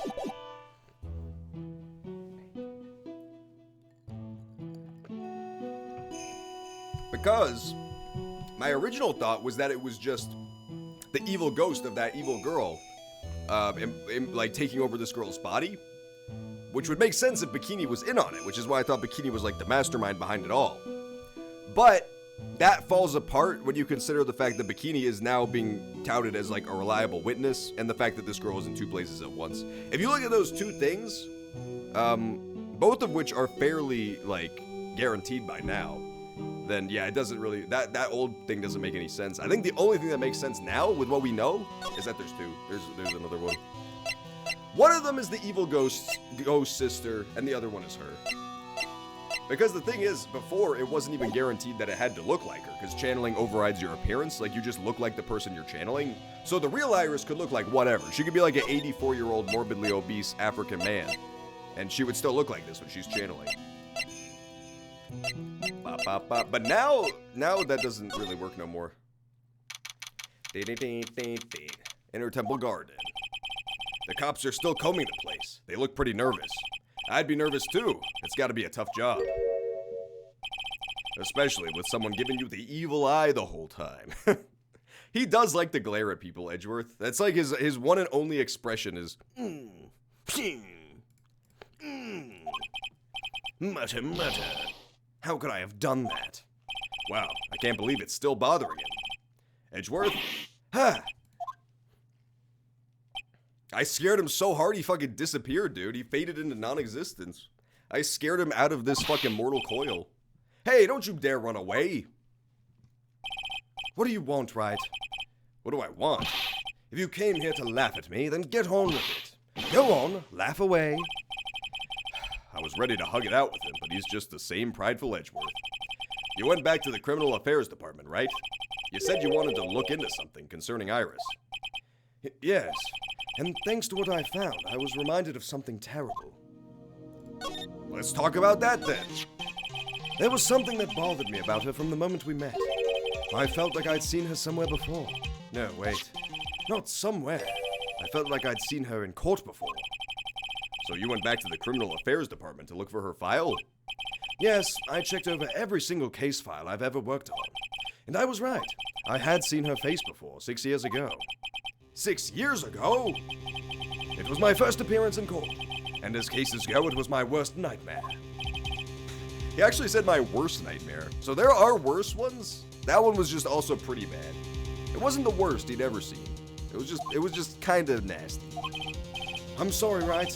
I can't give that information away to a member of the general public. What? Why not? It might be the crucial piece of the puzzle that solves this case.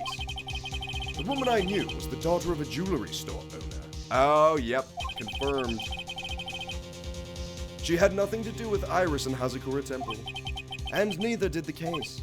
No, that woman is completely unrelated to this murder. Unrelated? Yes, I can say that with complete confidence. You're wrong, Edgeworth. She's totally related to this case. I need to fill Edgeworth in. I need to explain the connection between Iris and the woman Edgeworth knew. Bang, bang, bang, bang. How do I do that? How do I do that? How do I do that? Iris gave that to you, didn't she? Yes, and it really works. It helped my fever go down quicker. I'm sure of it. So you say, but your face is as white as the devil, and sweat is running down your cheek. Anyway, it seems to me like there's something going on between the two of you.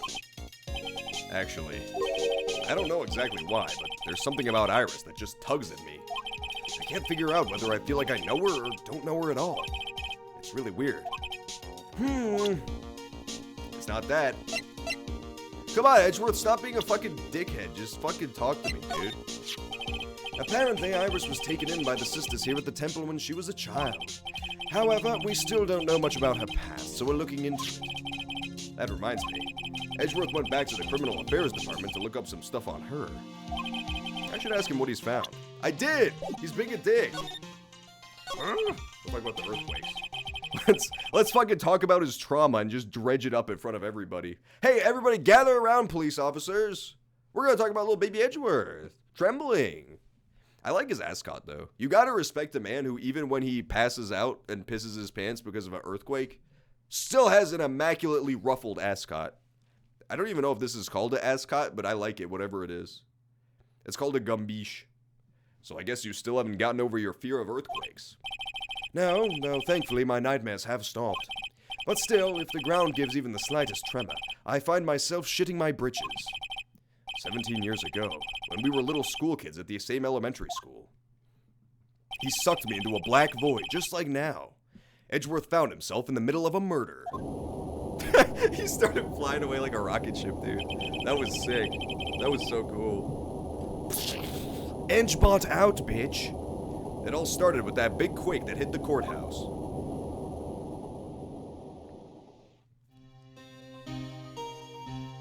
The guys, if you want to know about this case, you'll have to refer back to Ace Attorney 1.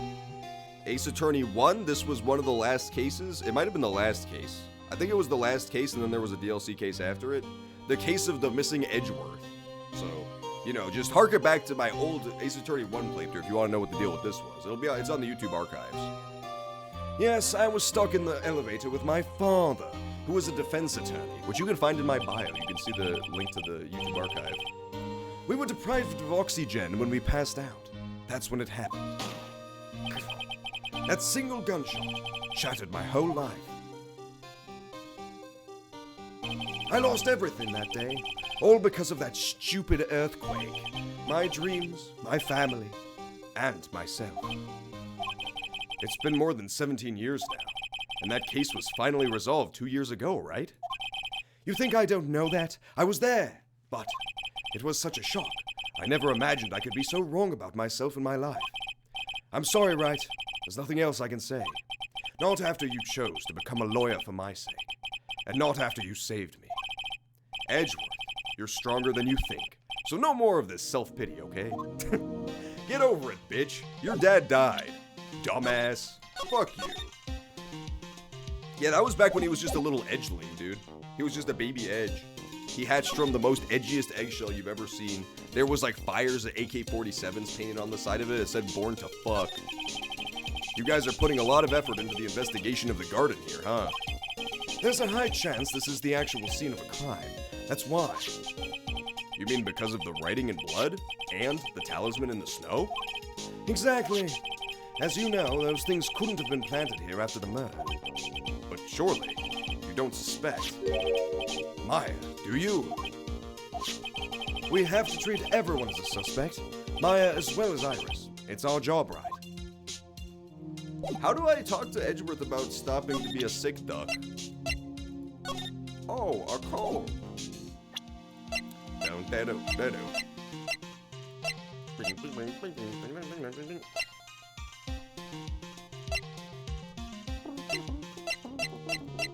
Maybe I have to show her the testimony? Show him the testimony? What do you think about this? Sorry, Wright, you're a defense attorney and I'm a prosecutor.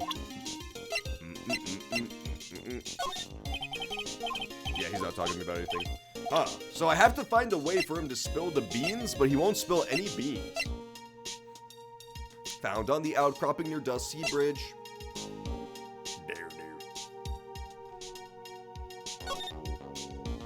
Maybe I'll return to the quote-unquote scene of the crime for now. Maybe I'll return back to the other place and see how that's going. Ding, ding, ding, ding, ding. Oops. Not you. Nobody wants to talk to you, Iris. Get going with your nasty self. Wait, what? Oh, okay. We're going back to the gate, I guess.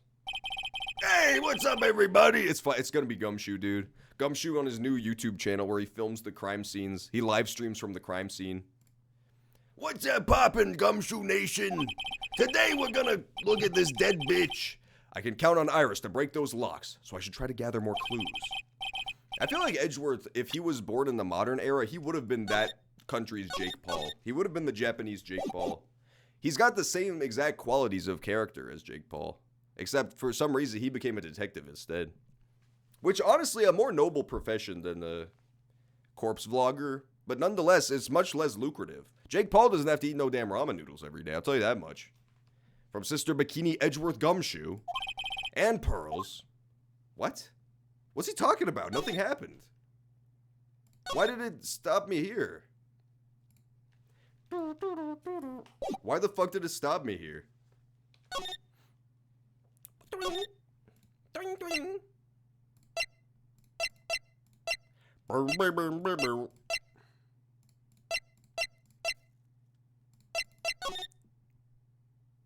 Tick, tick, tick, tick, tick, tick, tick, tick. It's right at the Dusty Bridge, dude. It's weird that there's no one around all of a sudden. It sure gets quiet up here in the mountains when you're all on your own. Speaking of alone, I guess I should go check out the shack. Maybe I'll find Larry there sulking again.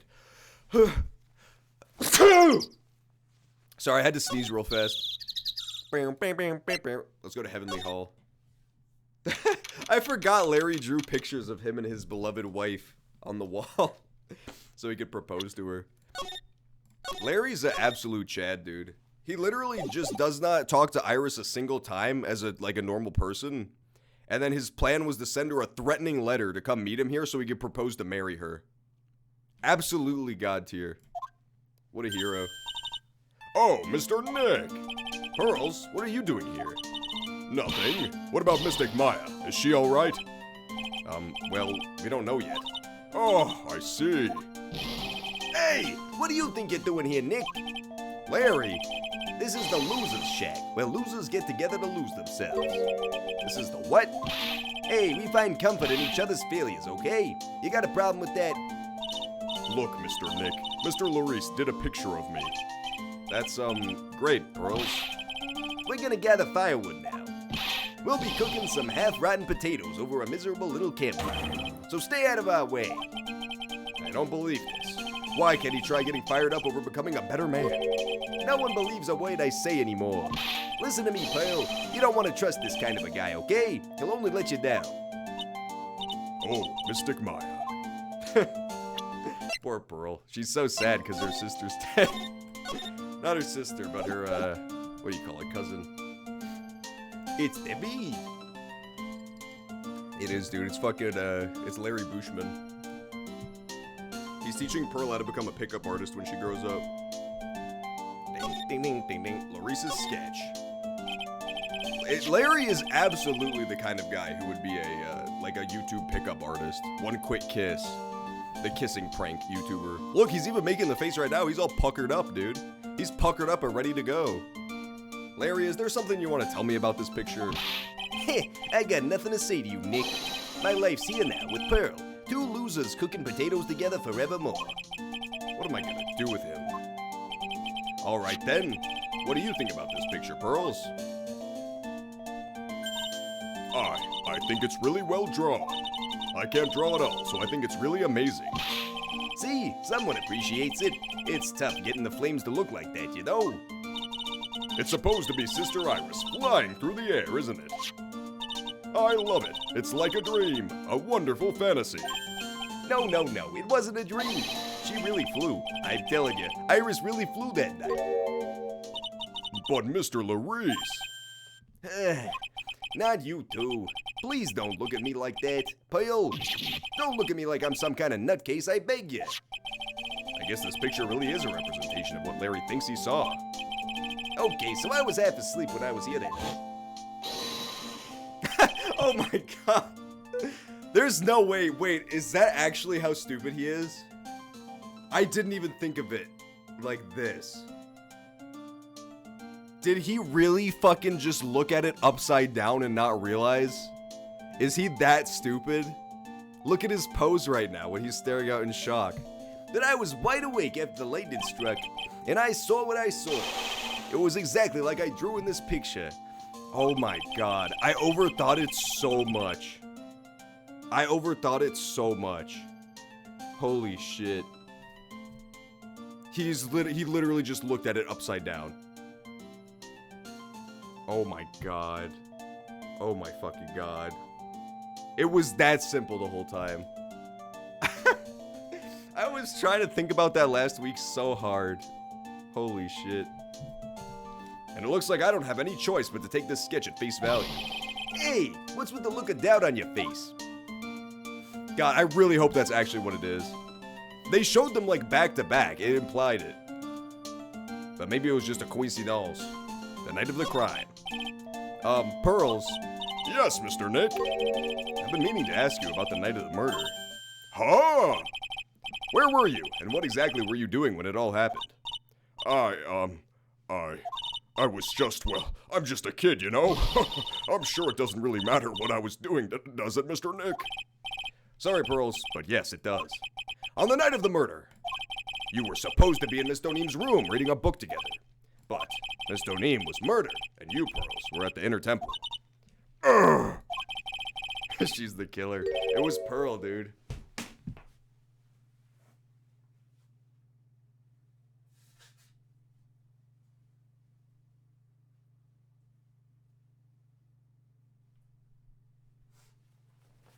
It was all Pearl, man. It was all Ron Perlman. That's just the whole case. Think about it. It explains everything. It explains why in his drawing, Larry only drew one person flying over.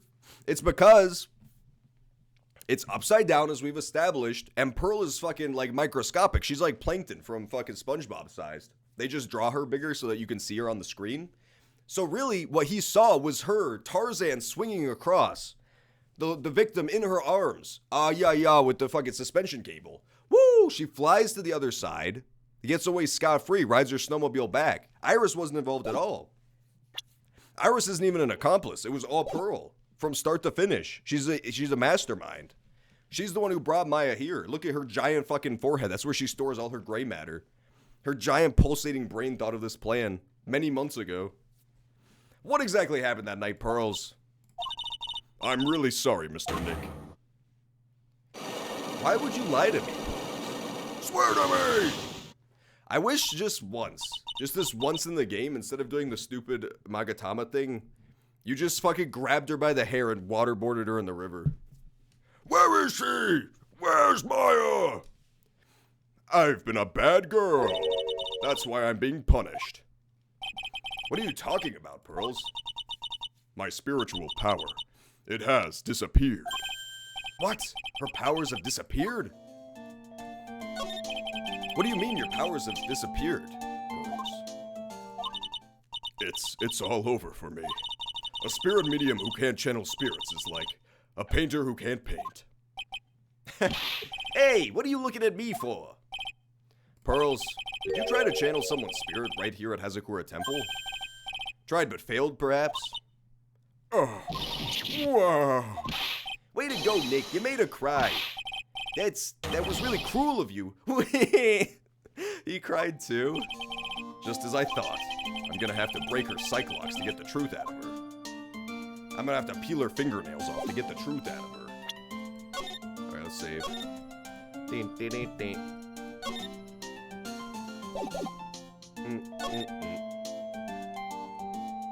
Alright, let's try it.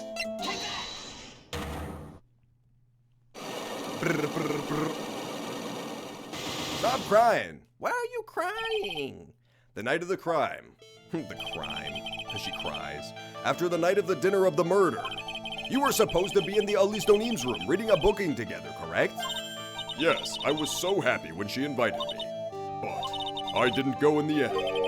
You didn't go? No, there was somewhere else I had to go instead. I was so worried.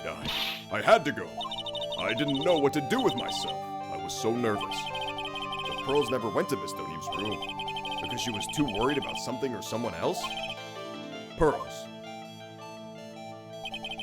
On the night of the murder, you went to this place, didn't you? You went here, didn't you, Pearls? Looks like she's still not gonna open up to me. This is where you went because you were so worried, right? Then the next question is, who were you so worried about? Now, I'm gonna take a guess, and you can tell me if I'm right or wrong, okay? You mean you know? If I'm right, will you tell me the whole truth? No! You went to this place for one very simple reason, and that is this. Maya. Yeah, she does have a pretty evil smile. Think about it, she was just like wailing, she was crying, screaming to the heavens, mouth agape. And now all of a sudden she's composed again? I don't think so. Those were crocodile tears if ever I've seen them, dude. Those were some crocodile-ass tears. Cried from a true crocodile. She is a lizard person. It's obvious that you were so worried about Pearls. It was Maya, wasn't it? Ugh. You knew the training Maya was undertaking was dangerous. After all, it was the special course. I signed up for your special course. Great flashback. I wish it had just cut back right after that. That would have been amazing. That would have been the best flashback of all time. The exact same information again. Well, my, quite brave of you considering how cold it is. Young people can be so reckless with their health. Don't blame it on me if you become one with those you channel. Sister Bikini scared you with what she said, didn't she? And because it was you who introduced Hazakura Temple to Maya in the first place. What? It was Pearl, dude. She's a mastermind. She lured her here. She lured Maya here. You felt responsible, didn't you? Thinking about what could happen to Mystic Maya made me more and more worried. I couldn't sit still at all. That's why I decided to go and find out how she was doing at the Inner Temple. Then we're clear that you went to the Inner Temple that night, Pearls. What's not clear is what happened after that. Oong. She said she would tell me the whole truth, if I guessed who it was. About what time was it when you headed over to the Inner Temple? It was probably around 9:30. I heard the real training was supposed to start at 10. I wanted to get there before it started, but there was so much snow, so I didn't get there until after 10 o'clock. Until after 10? How did you know what time it was? Because I heard the bell ringing for lights out. She heard the lights out bell? The Hazakura Temple's bell is pretty small though, isn't it? You must have really good hearing. I was really trying to pick up the sound of that bell, that's all. I didn't want to miss it. That would be terrible. She was trying to hear the bell? Tell me, Pearls, why were you so worried about hearing that bell? Huh? Oh, I think I know why. The reason you were so worried about that bell was because of this. I have no fucking clue.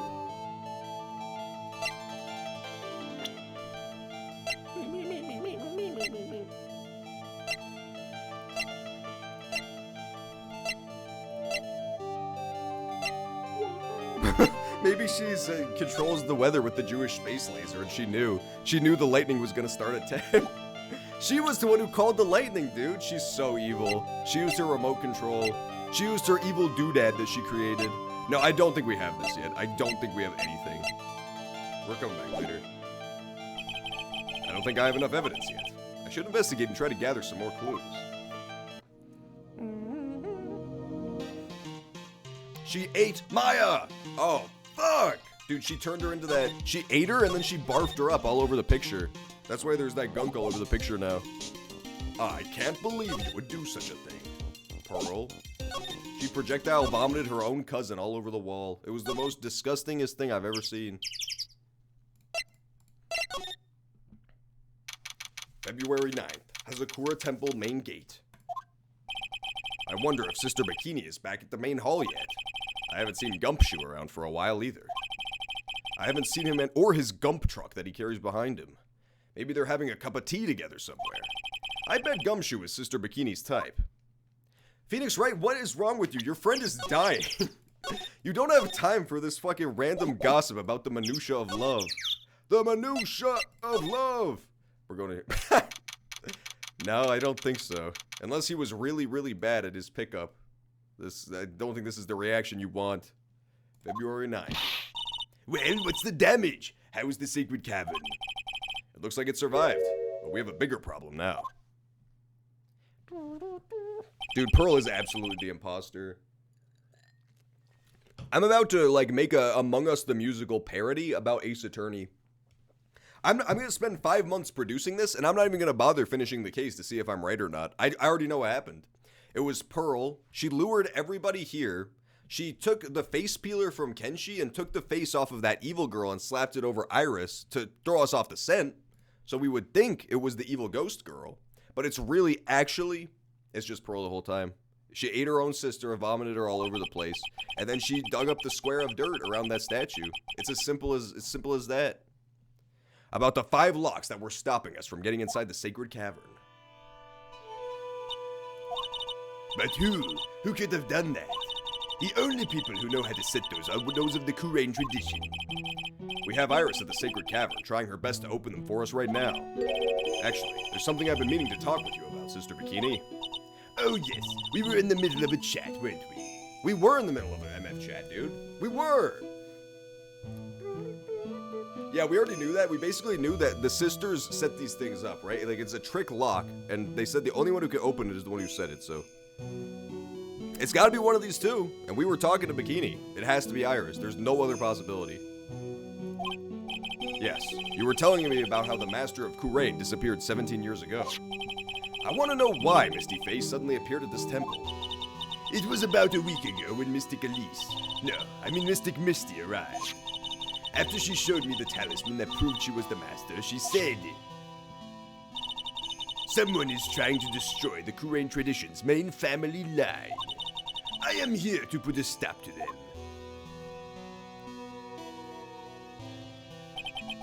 Someone was trying to destroy the main family. It is her. Wait, am I a genius? It's fucking what's her face? The aunt, Maya's aunt, the one from the other game. It is her. I called this like the day we first started this case, remember? And then it hilariously cut to the newspaper, like right as I was talking about it. Holy shit. It's her. She's back. But how? She was executed, right? Like, she was found guilty of a crime, which means in this game you get the death penalty. So, who could have been channeling her then? Because that would mean that someone has to have been channeling her. Maybe the other girl actually is not a part of this at all, and it's just a red herring. The evil girl from the other case. Maybe that is just a red herring, and the actual ghost killer is this aunt. I don't know. They're really talking a lot about the fucking ghost girl, for not to have a part in this at all. Like, from the very beginning, they were talking about, wow, doesn't this girl really look like Ghost Girl? I think it's both. I think it actually is both. I think I straight up called it. Someone was trying to destroy the main family line? There is only one heir to the title of master at any time, and it's usually the eldest. That child becomes the new master of Kurain, and her daughters, the main family. All other mediums become branch family members with no hope of controlling the clan. That's why nothing has changed throughout the history of the clan.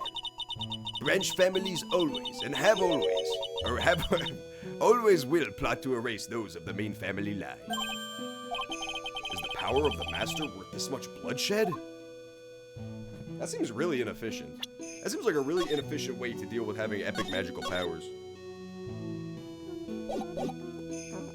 These people could literally run the world if they wanted to. Instead, they're just killing each other over MF Family Feud. They could just, like, channel the spirit of Napoleon, and then wake up 5 months later and they own all of Europe. You believe in the technique, don't you, Mr. Wright? You know its power is real. Yes, I do. It's been 2 years since I first met Maya. In that time, I've seen her channel the spirits of the dead plenty of times. During the Mask to Mask case, and during Maggie Bird's trial, too. Thanks to Maya, Mia's always on hand to help me out when I need her the most. The Kurain technique has made a huge difference to the world, you know. I mean, the ability to commune with the dead. That's true psychic power, you know. Members of the tradition have always been there, behind every important leader. Oh, okay, they do rule the world. Gotcha. They just choose to live in a shitty little village and plot against each other. You could just move, man. Just move to Germany. Be Kurain Germany if you're a branch family member. Who wouldn't respect such a tremendous skill? I suppose so, but with all that power and influence, I kind of expected you'd be really rich by now. Are you saying we're poor, Mr. Wright? You're very direct, aren't you? People don't believe in it anymore, you see. All because of one little mistake. A mistake? What mistake? It was 17 years ago. That's when everything came crashing down. All because of that incident. That incident? Is she talking about 9/11? I'm sure the records still exist if you're interested. Locked up, of course. It was called the DL6 incident. Yep, that's the one that they talked about in the first game. This is such a fucking letdown, man. But, like, I feel like they realized that they had to wrap up the Maya's mom side plot, and they just had nothing. They just had nothing. They just had absolutely nothing. Like, she's just dead now after all of this buildup? This was in the fucking first game they talked about this shit. It's been 3 games buildup, and she's just died in 2 seconds. That's super disappointing. The DL6 incident. I knew it. I honestly kind of thought the final case, the final case of Phoenix Wright, was going to be like, the mom was the killer. Like, their mom was evil somehow. Like, she had some sort of evil thing. And there would be this huge conflict, like this huge confrontation that it was building up to. But instead, she just kind of died. Maybe they'll make it satisfying in the end. You don't know. You don't know they won't. Maybe it'll be super satisfying. The DL6 incident. I know it well. I handled a related case just 2 years ago. Ah, that's right. So it was you who was the defense attorney on that case. Yes, it was me. I was the defense attorney on that case. A murder that took place 17 years ago. It was the first time in the country's history the police ever used a spirit medium. The idea was to channel the victim, even though we just talked about how every country in the world uses these spirit mediums always behind their leaders. This was the first time they ever thought to do it for the police. The idea was to channel the victim's spirit to learn the identity of the murderer. And the medium who performed that channeling was Misty Faye, Maya's mother. Through Mystic Misty's channeling, the name of a certain man surfaced. Armed with that as evidence, the investigators were spurred into action. But that man, he was found not guilty, wasn't he? That's right, he was! And the case remained a mystery. In other words, we failed. It was the first case the world had ever seen the Kurain tradition openly involved in. It was all over the media, the public, the judiciary, the people of Kurain. Everyone judged her. Everyone said Mystic Misty's powers were a sham. And then she just disappeared, vanished while everyone still thought of her as a fraud. But I know the truth. Misty Faye's spirit channeling wasn't a sham at all. Of course it wasn't. And since you managed to reveal the truth, we're finally making a comeback. The Kurain tradition is starting to recover at last. But with a new master wielding the power of the clan. Does she mean Maya? God, dude, Maya's gonna rule the world? That's the most depressing thought of all time. The Myopocalypse. The fucking Myocracy is not an efficient form of government. I gotta warn you. She will just have government mandates for creating hamburgers and feeding them directly to her. It'll be like the episode of The Simpsons where Homer goes to hell and they force feed him donuts, except with hamburgers. Family Feud. The spiritual channeling power is called the blood. Maya's told me the exact same thing before. We, the women of the Fae clan, have always been spirit mediums. It's because the power to communicate with spirits flows strongly through us. According to Maya, only the women in the family can inherit the power. The main family's bloodline stems directly from Mystic Abby. But with each new generation, one daughter becomes the new master. And the ones who don't become branch families, right? That's right, and it's always the cause of tragedy. You know, Maya had a sister too. An older sister named Mia. Oh yes, I've heard of her. What? You know about Mia? Of course, she became a lawyer in the hopes of discovering what happened to her mother. And lost her life as a result. Do you know what Mystic Mia is rumored to have said? She said it wasn't only because of her mother that she became a lawyer. She also didn't want to fight with her sister over the leadership. Really? Well, she saw what happened to her own mother, Mystic Misty, as she grew up. I guess Mystic Mia got tired of seeing all the rivalry. That's right. Misty Faye had an elder sister too. And Misty, having superior powers, managed to usurp the master seat from her. Mystic Misty's sister is Mystic Morgan, as you probably know. Morgan. There's a name I know well. It's that rock! Guys, it's the motherfucking rock outcropping, I promise you. It was a year ago now, at Maya's home, Kurain Village. Wow, is this just a flashback episode? Holy shit. This is literally so boring. It's just recapping old cases. I guess it has to, because some people just bought this one and none of the other games. So you do need this information, but by God, I wish they had found a more interesting way to bring it up. What she did was terrible. It was also she could make her own daughter the next master.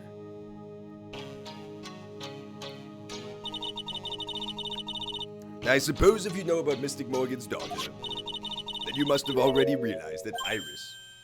Huh? Iris? What's Iris got to do with this? That Iris is Mystic Morgan's daughter. What? That's some stupid shit, man. What are you talking about? Iris is Pearl's sister? What? Why? When? What? That's the dumbest shit. That's like actually the dumbest shit of all time.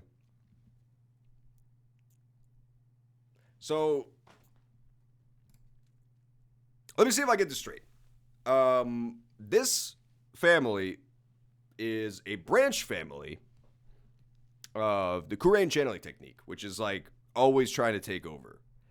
And so, Morgan Faye, who was hyper ambitious and constantly trying to win the seat back, sent her eldest daughter off to this random temple for 20 years to do nothing? What? That makes no sense. It makes no sense. Why? What? Iris is. What? Is she kidding me? Iris is Morgan Faye's daughter. Did you just say that Iris is Morgan Faye's daughter? Oops, I thought you already knew. It sounded like you'd met one of Mystic Morgan's daughters already. I have. I know her very well. Oh? Yes, Pearl Faye. But I always thought she was an only child. You jest. That child. She's Mystic Morgan's. I had no idea. She's like, that's stupid. That doesn't make any sense. Mystic Morgan. But she's in prison now, isn't she? Oh, she's still alive? Yes. Ever since she was found to be a co-conspirator in a murder case last year. Oh, she's not dead. Oh. It was all done to set Pearls up as the next master. I see, she's actually super not dead yet, so we can confirm she was not channeled. She's not like an evil spirit during this. I see, so I've been wrong all this time. Mystic Morgan had 3 daughters, not 2. What? What? Wait, what? 3? Yes, Iris, her twin sister. Okay, and Mystic Pearl. Got it. Okay, so confirmed, it is twins. It is crazy twin shenanigans going on right now. It's Iris and then the other girl, the evil girl from the last case, who's dead now, but her evil ghost is back. Her evil ghost is back and doing crazy shit. So that's what it is. That's 100% what it is. So yes, the killer is the ghost of her twin. Iris is the accomplice. The twin kills the girl at the real murder scene that we just discovered, sends the body across the bridge. That's when What's-His-Face sees it flying. She stays there. The killer is still there. Then Iris takes it back on the snowmobile, which is what leaves the snowmobile tracks, and then sets her for that like weird scene that Bikini witnessed. That's what it is, 100%. Yeah, like guaranteed. And then What's-Her-Face, who's still alive, the mother, must just be like the ringleader or something. She must just be the mastermind behind this, but she's not actually physically involved. She's not here at all. What? Twin sister? Oh, didn't you know? It all happened 20 years ago. After the clan leadership was taken from her by his sister, Mystic Morgan's life crumbled. It wasn't many years later that Kurain's reputation hit an all-time low. Reputation, sorry. When Mystic Morgan's husband realized his wife would never become master, he left her and the village, taking their twin daughters with him. How awful! He was a jeweler, you know. In the end, he remarried, and that's when it happened. He decided to give one of his girls up to be looked after by us here at the temple. Okay, so it wasn't her decision. Got it. That makes a little bit more sense. It was not the super ambitious woman's decision to give up her eldest daughters. They were taken by the dickhead husband. Got it. And so yeah, then all the rest of the last case makes sense now. So that was where they stole the jewel from. Like, that's why he had the jewels. He was the famous jeweler. Got it. Yeah, I guess so. So he gave up one of the girl. So Iris has been here all along. Ring? That was Iris, you see. It's unbelievable. If Iris had a twin sister. Could it be? Could you tell me one more thing, Sister Bikini? What was the name of Iris's sister? I'm sorry, Mr. Wright. I just can't remember. All I can recall is that her father was a jeweler. Well, that's a clue, I guess. A jeweler. Thank you very much. You've helped clear up a lot of details. Pearl's had 2 older sisters, huh? Yes, that's right. No doubt it was all because of Mystic Morgan's anger towards the main family. Anger? What do you mean? Her twin daughters were taken from her by her jeweler husband. But even that couldn't destroy her dream that the child of hers would one day lead the clan. That's why she had pearls? It seems that the incident here was a result of Mystic Morgan's anger. It was able to break free of the bars that confine her. So Iris has a twin sister. The plot thickens. It really doesn't. The plot thins. The plot thins considerably. That basically clears up the whole plot, really. But this information will be useless unless I can flesh it out a bit. I need to ask more questions to get some more info. Ding-a-ding, ding-a-ding-a-ding. Alrighty, well, that clears up a lot. Question mark. Age? Question mark. Her father deals in jewels, apparently. Move! Croft Yard. We're going to the motherfucking Croat Yard real fast. So now that we know that this is a fakery, we can investigate it in a new sense. We still have not made any mountains out of this molehill right here, and we haven't discovered what the purpose of this, like, teddy bear button imprint is. Those are all things that have still not been addressed. Sounds like someone's happy. What tune is that they're humming? They were humming Gumshoe's theme, of course. No motive, no crime. No motive, no crime. Sing it with me. No motive, no crime. I remember when we used to search in the channeling room in Kurain. Sick parody, Gumshoe. He's a regular Weird Al Yankovic. Whoop, I love my job. Who cares if the clues I find are no good? That's not what investigating's all about. The investigator investigates for the love of investigating. It's a passion. Good cases we have. Good cases we've lost along the way. I would have never guessed that Gumshoe was into reggae. Every case is gonna be airtight. I hate this so much. This is so stupid. Hey, pal. Huh? Who, me? How long have you been there? I gotta say, when I first started this case, I did not expect there to be a Gumshoe Bob Marley parody partway through. That definitely caught me off guard. That one I could not have foreseen. I just got here. Oh, okay. So what are you up to, detective? I'm investigating, pal. I made a promise to Mr. Edgewhite. I promised I would find the real miter weapon. The real miter weapon? That Bob's sword thing turned out to be a false lead, right? I'm giving it my best shot here, but I still haven't turned up any clues. I just found these weird scraps of paper. It looks like a letter or something. It doesn't seem to have anything to do with the case, though. A letter? Can I see it, dickhead? About that letter you found. Don't remind me, pal. I'm busting a nut here trying to find the miter weapon. and all I find is some burnt up old letter. Burnt up old letter. It says, be carton, once night, lithe, should be there. As soon as you next thung out bell, you must channel her.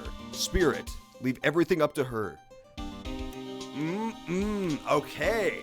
Now everything makes so much sense, you guys. I think Pearl might actually be the murderer. Straight up. Like, not intentionally, but her mortal coil, her mortal vessel. Ba ba ba ba. As soon, because it mentions the bell. Remember Pearl said that she was listening very intently for the bell? You must channel her spirit and then leave everything up to her. Burnt up old letter? Yeah, it was in that incinerator right outside the inner temple. The incinerator? I knew it. I knew I wasn't imagining it. Gumshoe's Bob Marley parody. There was snow on the incinerator when I first saw it. Brink. But after the incident, the snow had melted away, which means someone used the incinerator on the night of the murder. What's up with you, pal? I've got it right here if you want to take a look. Can I? Do you mind? Sure, go nuts. I don't want it, pal. You can have it. It's all spirit mediums and masters and stuff. I bet it's got no relation to the case. Spirit mediums?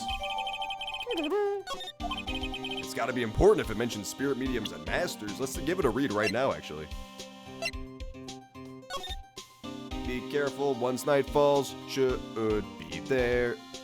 As soon as you hear the lights out bell, you must channel her spirit. Leave everything up to her. Yep.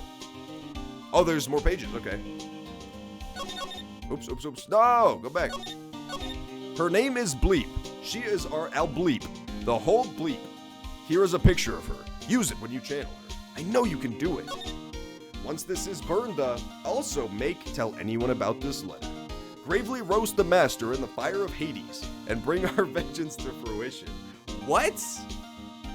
Roast the master in the fire of Hades? Jesus.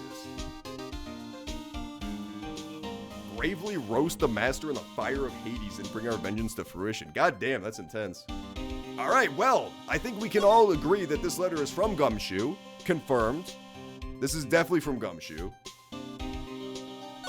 No, this is clearly from, what's her face? The Morgan Fay. So yeah, Morgan Fay Mastermind. Spirit of the evil girl from the last case is the killer.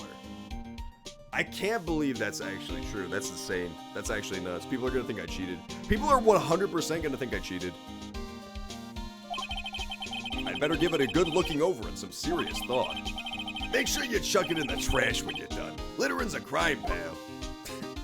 Gumshoe, you're such a genius.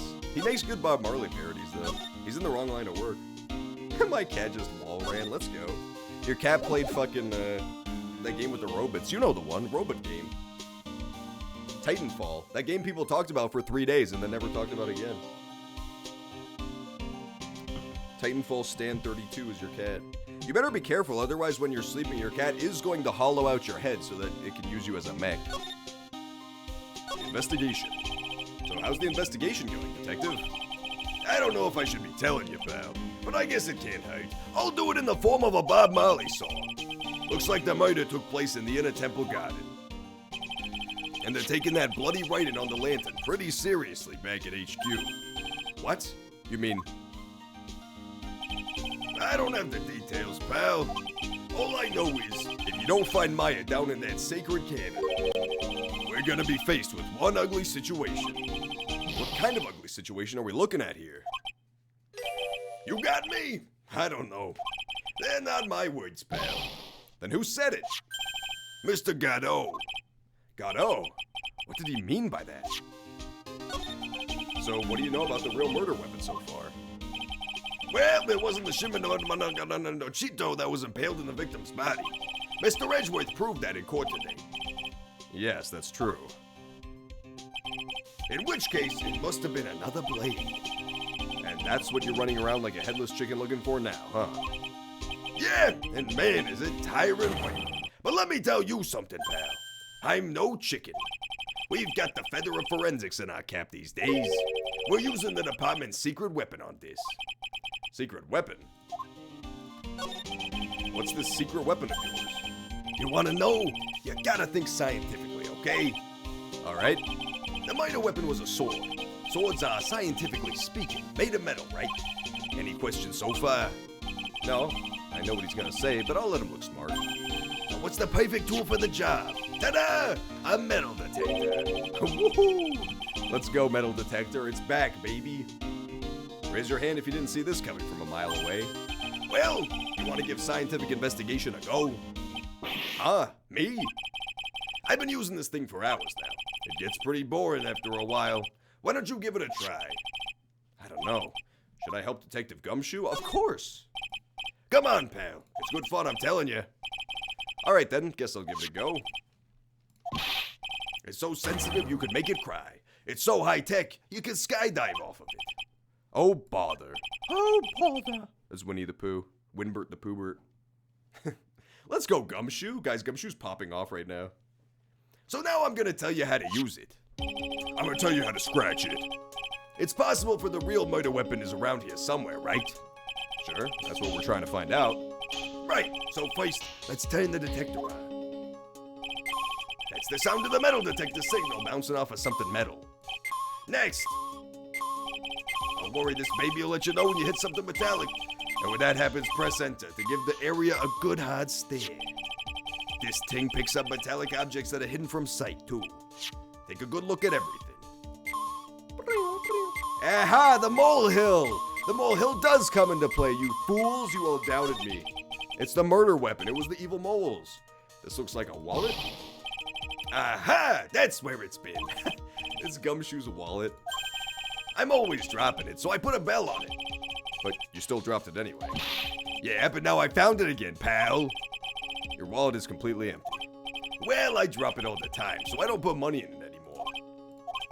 Then how come the metal detector picked it up? Must be because of the bell, I guess. Bring, bring. The bear coin! Guys, Dogecoin. Gumshoe tech support. Have you tried turning it on and off again? Maybe if I sing you a Bob Marley song. Looks like there's something buried in the ground here. Don't touch that, pal. Huh? What is it? It's a trap. People set them out to catch us detectives. They're real nasty. A trap for detectives? You mean like those fierce traps with sharp teeth that are supposed to snag your leg? Yeah, those. I got my finger caught in one of those once. Your finger? There was this bit of cheese and it looked so tasty. I reached out and then bam! That's a fucking Jake and Amir joke, but it's also a Gumshoe joke now. The human cheese trap as it's known. I'm not sure I know how to respond to a story as stupidly pitiful as that. It's definitely the Shimichichito. The staff? But the staff is made of wood. This is Mr. Him's staff, isn't it? Scientifically speaking, they're usually made of wood. But the detector is reacting to it. Yeah, but however you look at it, the thing's made of wood, alright. I don't bother investigating anything unless it looks like it might be metal. Isn't the whole point of a metal detector to find metal where you can't see it? It's weird that this thing's causing a racket. Here, let me take a look at it. Hey, hands off! Examining evidence is a job for the... The top is coming off. Look what you've done! You've damaged a really important piece of evidence. Oh! What? That's the dumbest sword I've ever seen. That's like some Kingdom Hearts bullshit, dude. Evil moles. Dude, this is a case of the evil moles. They stole the real staff and gnawed it open and replaced it with that. You know, it does look like, oh, cool. It's like a little hidden sword, right? There's a handle right here. There's like a basket hilt. It's a very functional sword. But it actually makes no sense if you think about it in the context of what this thing used to look like. It used to look like fucking this. There used to be a big ball. There was no way to wield this sword. This is some dumb shit. This is some stupid stuff, but I love it.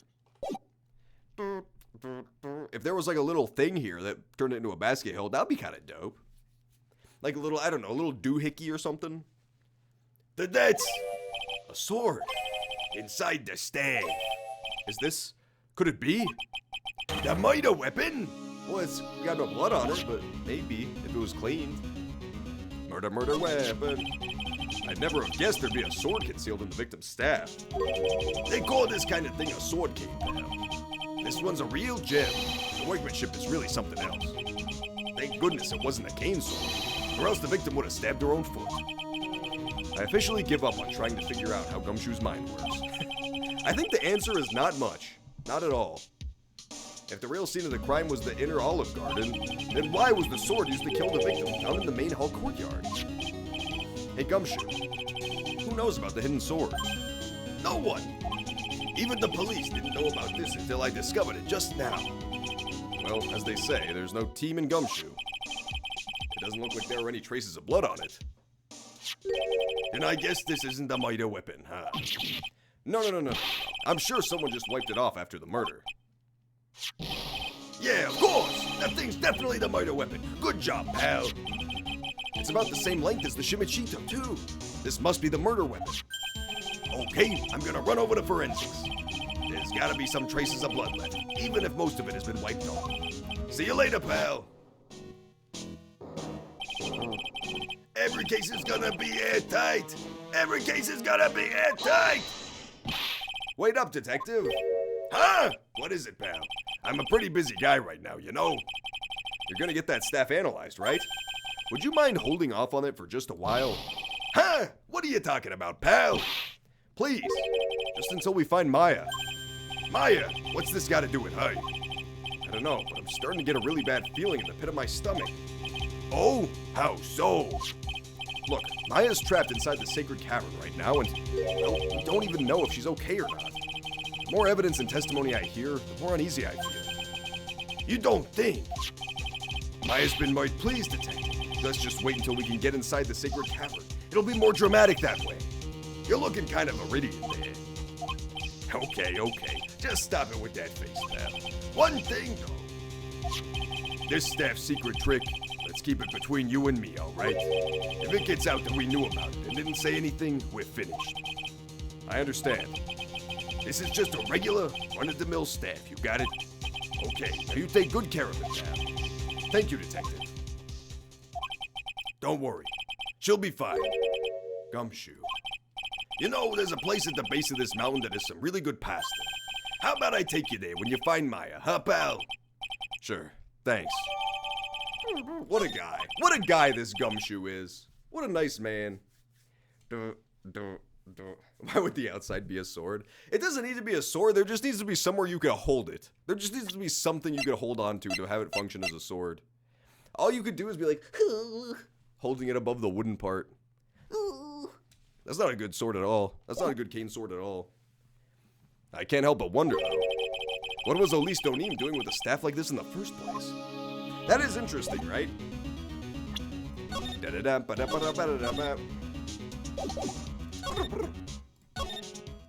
Ding-a-ding-a-ding.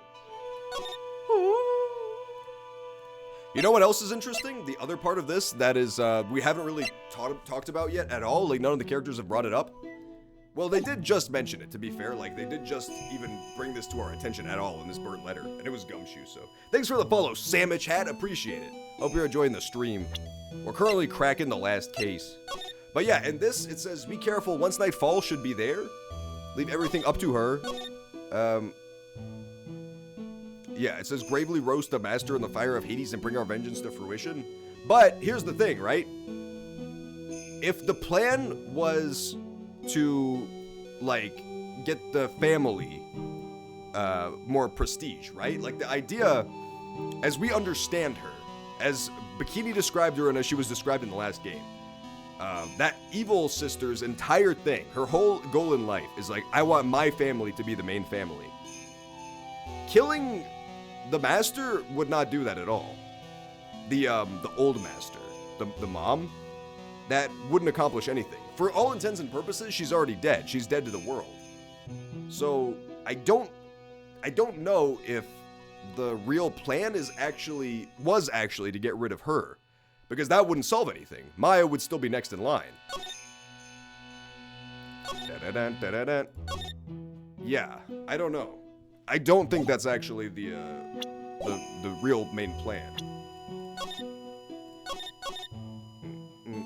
I just think that since, well, currently the implication, right, is that this is for Pearl, like this was sent to Pearl. I'm pretty sure that she wouldn't tell Pearl. She wouldn't tell Pearl the real plan. But the real plan should be kill Maya, because Maya's the real master. She's like the new master. Killing the old master doesn't accomplish anything. But if you were trying to get Pearl to do this, she wouldn't do it if she knew it was going to make Maya get harmed. Main gate.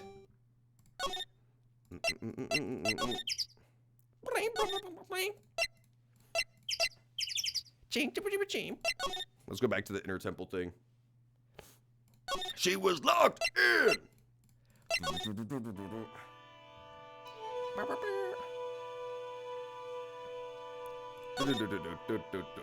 The Knight of the Crimmy.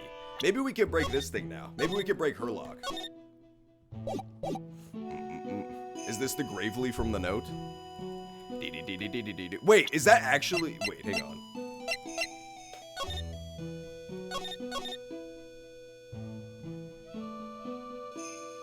I think I just accidentally joke solved this. I think, yeah, okay. I think it's actually definitely Pearl. It said gravely roast the master, but she can't fucking read because she's a moron infant. And we know that she can't read words, so she just splashed gravy on it instead. She thought it said gravy roast. I think that's actually why this is like this. Why else? What other possible reason would there be to spill shit on top of this fucking painting? I think it's Pearl. I think Pearl's the killer. Pearl's the murderer, dude. She's the Pearlderer. We're going to Pearl. Yeah, we're going to Pearl. We're calling Pearl out right now. It's Pearl. It's Pearl. It's all Pearl. Damn you, Pearl! We're going to call her out right now. Zeus! We're going back to the suspension bridge.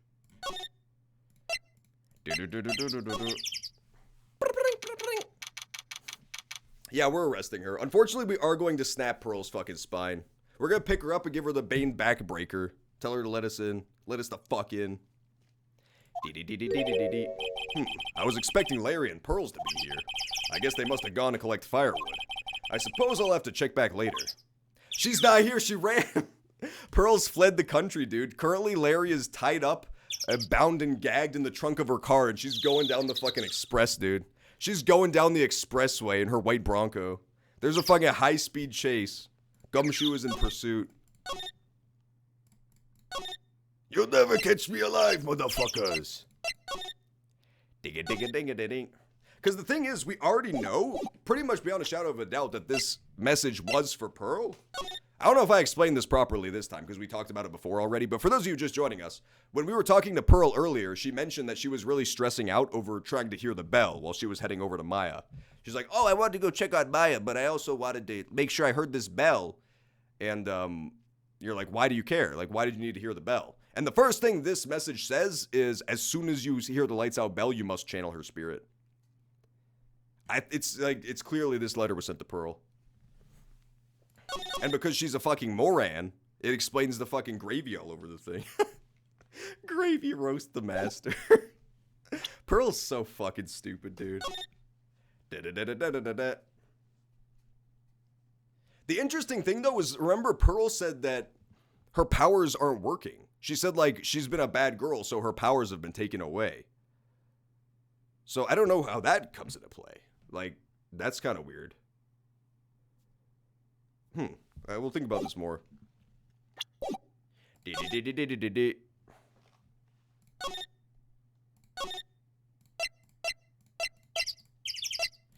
I'm just really lucky that this game works in the same way as my fucking broken brain with just, like, random word association. If this game was not 90% random word association, I wouldn't be able to figure out anything. Let's move inside. Boink. I killed you. You die. So I think we solved all of this except for she was like, oh, so I think we have to show her the thing now, the new thing we got. Yeah, I think we have to show her this. The question mark, H question mark. This person saw you somewhere else. It was a bikini.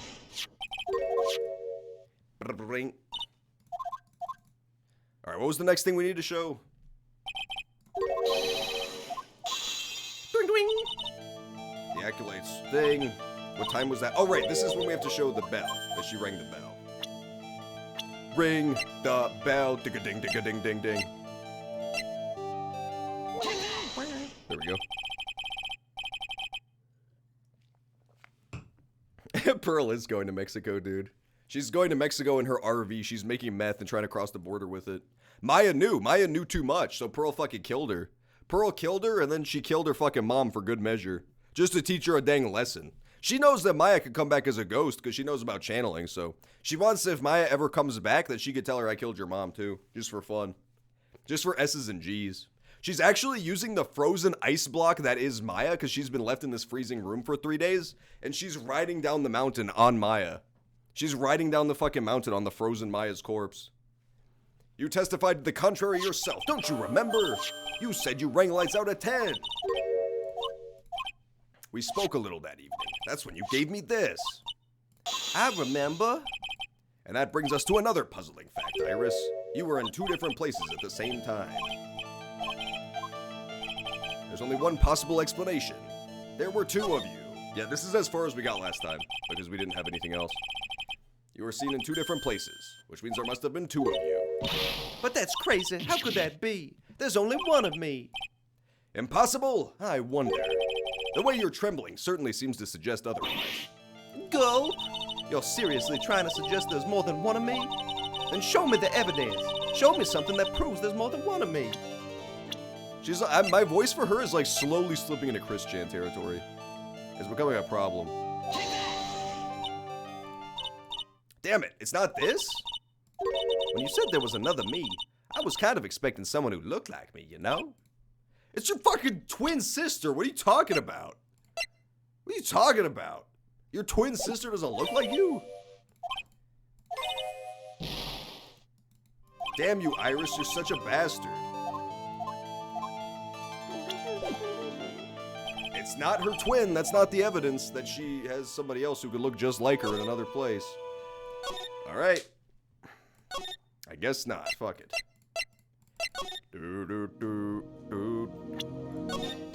Oh, maybe we need to show this to Edgeworth first. Remember, he was talking about like, oh, I know who it is, but it's not related to the case. Maybe we have to show it to him first. Hey, Edgeworth, did you know that Iris had a twin sister? What? A twin?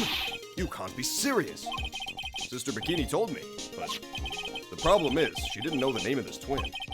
There was nothing about Iris having a sister in the files I checked. Well, Iris was taken in by the temple when she was really young. Apparently her sister was raised by her father, a jeweler, I think. A jeweler? Right, I just might know who this twin sister of hers is. I had a feeling you'd say that. Let me guess.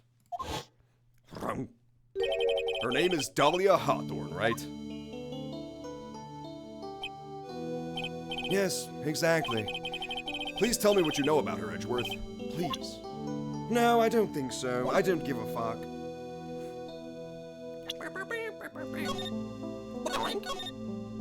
Why does he look so angry? That's just how Edgeworth rolls, man. He has like resting bitch face to the nth degree. I don't think he has a single face in all of his little animation rotation that does not look like he thinks you're the scum of the earth. That's just kind of how he is. He's just kind of a stuck-up dude. But you know what? I respect it. If I stood like this all day, I would also think I was hot shit.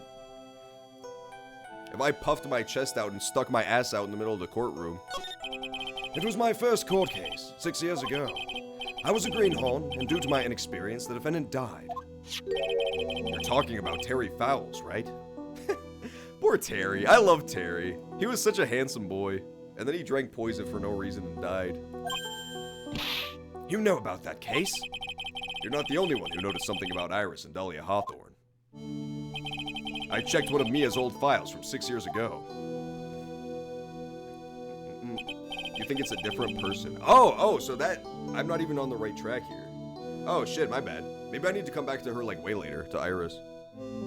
Yes, Dahlia was a key witness in that case. Dahlia and Terry Fowles conspired together to take a staged kidnapping fake 11 years fake. Yeah, see here, okay, you guys can see it there perfectly. If you missed it, you can rewind or whatever if you don't know what I was talking about with the cables on the bridge. Yeah, so the reason the drawing that, what's-his-face was definitely upside down is because the cables go beneath the bridge. They don't go above the bridge when he said he saw that girl flying. So as you saw in that picture, there are 4 cables that link from the underside. They stole a jewel worth $2 million from Dahlia's father, a jeweler. That's interesting, too. It's in like an X pattern, right? It's in like an X. It's in like an X. Like there's a cable that goes into here and then there, and then there's a cable that goes like this. And 5 years after that, she murdered her own sister, Valerie Hawthorne, to keep her from talking. He does have a dump truck, dude. It's crazy. Edgeworth. I mean, not as much as Inspector Inspector Gump truck, but he's still got one too, for sure. For super sure.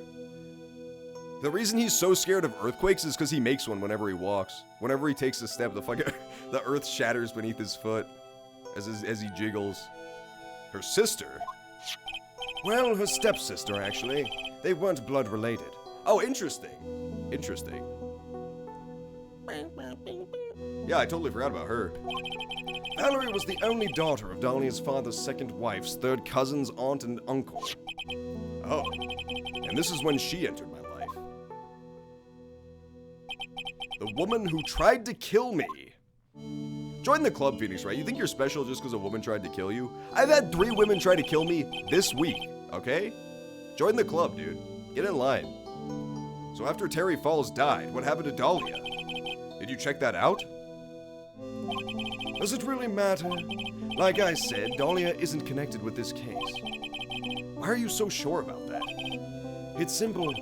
Dahlia Hawthorne is dead. That's actually the only way she could be connected with this case, Edgeworth. Thank you. This case doesn't actually make any sense if you stop to think about it more than not at all.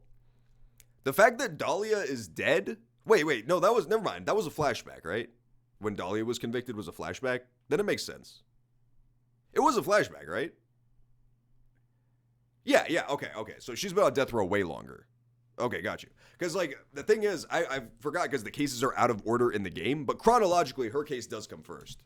Because What's-Her-Face is still alive. The aunt from the fucking second game, which was like a year ago, is still alive. So I don't understand how Dahlia would have died first if they both got guilty verdicts and you only get the death penalty in this universe. But it's because that was a flashback. So that actually happened way earlier. That makes sense then. Never mind. What? Well, her metabolic processes are a matter of interest only to historians, so to speak. What do you mean by Dahlia Hawthorne is dead, Edgeworth? Right, I must confess that I'm reading in her file. I came to know of the murder case you were involved in during your college years. Frank. Dahlia Hawthorne was found guilty.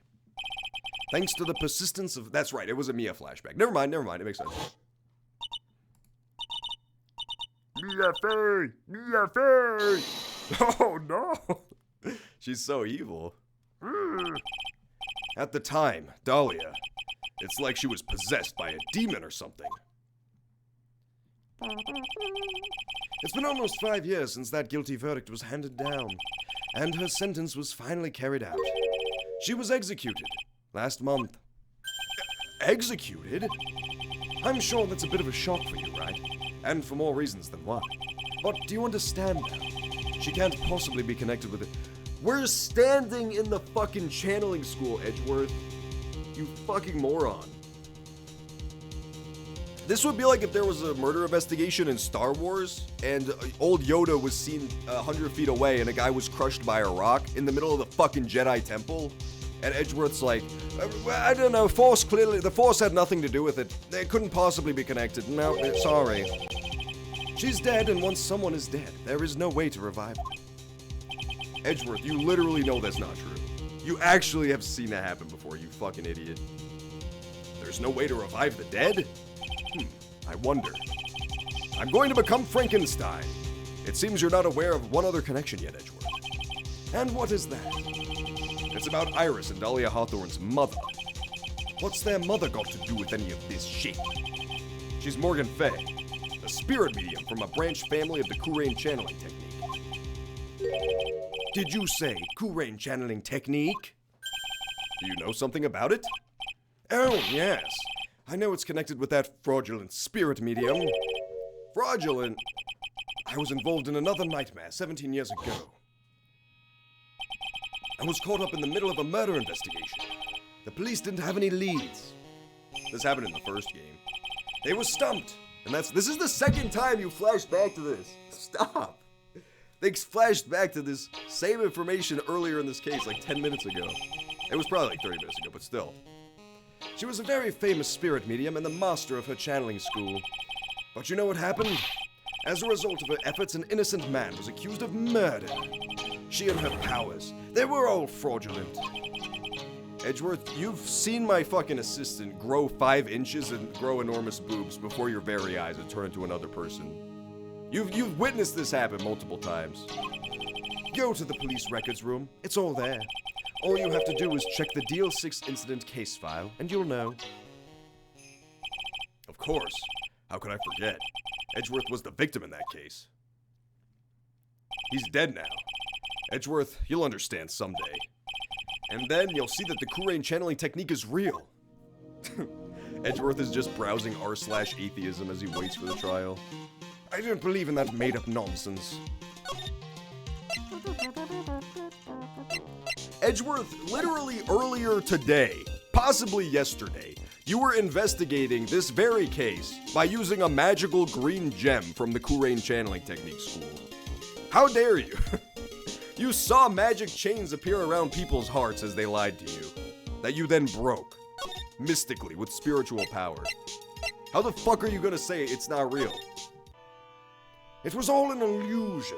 Let's see if we got the, filled out thing now. Yeah, okay, we did. We got her, filled out. Cool. She has red hair. I didn't remember that. Probably because I've been used to seeing this one.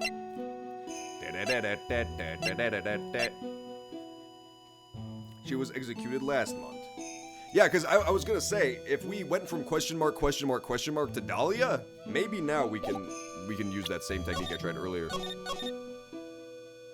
I hope I show it to her again when it's literally just a recolor of her hair and she's like, that doesn't look anything like me, really. She's got a completely different facial structure. Oh, she's ugly. Ooh, she busted. I would hate to look like that.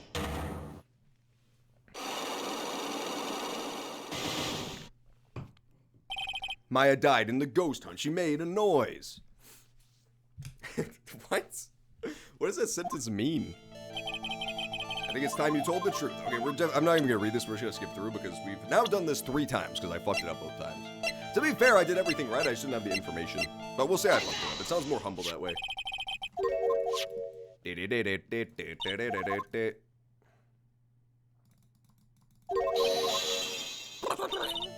You can't just regenerate your spirit locks. That's not fair, Iris. I already broke that spirit lock. Don't you put it back up.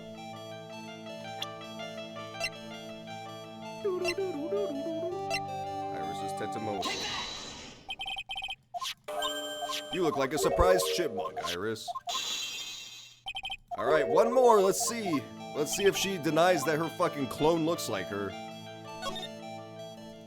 Ba, ba, ba, ba. Gulp. Alright, here we go. It would be pretty hilarious. I hope she denies it still. No, she admits it now. And the little dingle went away, the little point bar. I have a firm grasp of the situation now, Iris.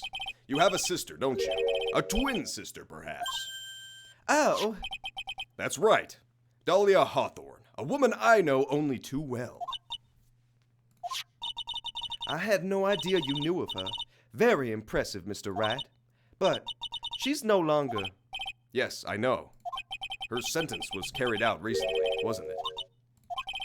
I'm sorry. Thank you. There's no need to explain now, is there, Iris? This second you, who was here at the temple on the night of the murder, it was your twin sister, Dahlia Hawthorne. But you just said yourself a second ago. My sister's dead. Have you forgotten that? Have you forgotten this, Iris? Zip! This is a channeling dojo, a training ground of the Kurain channeling technique.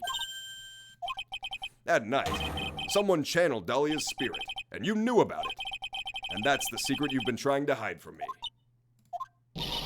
Oh! Woo! I did it. I got my points back, dude. I got my motherfucking points back. I'm bringing points back.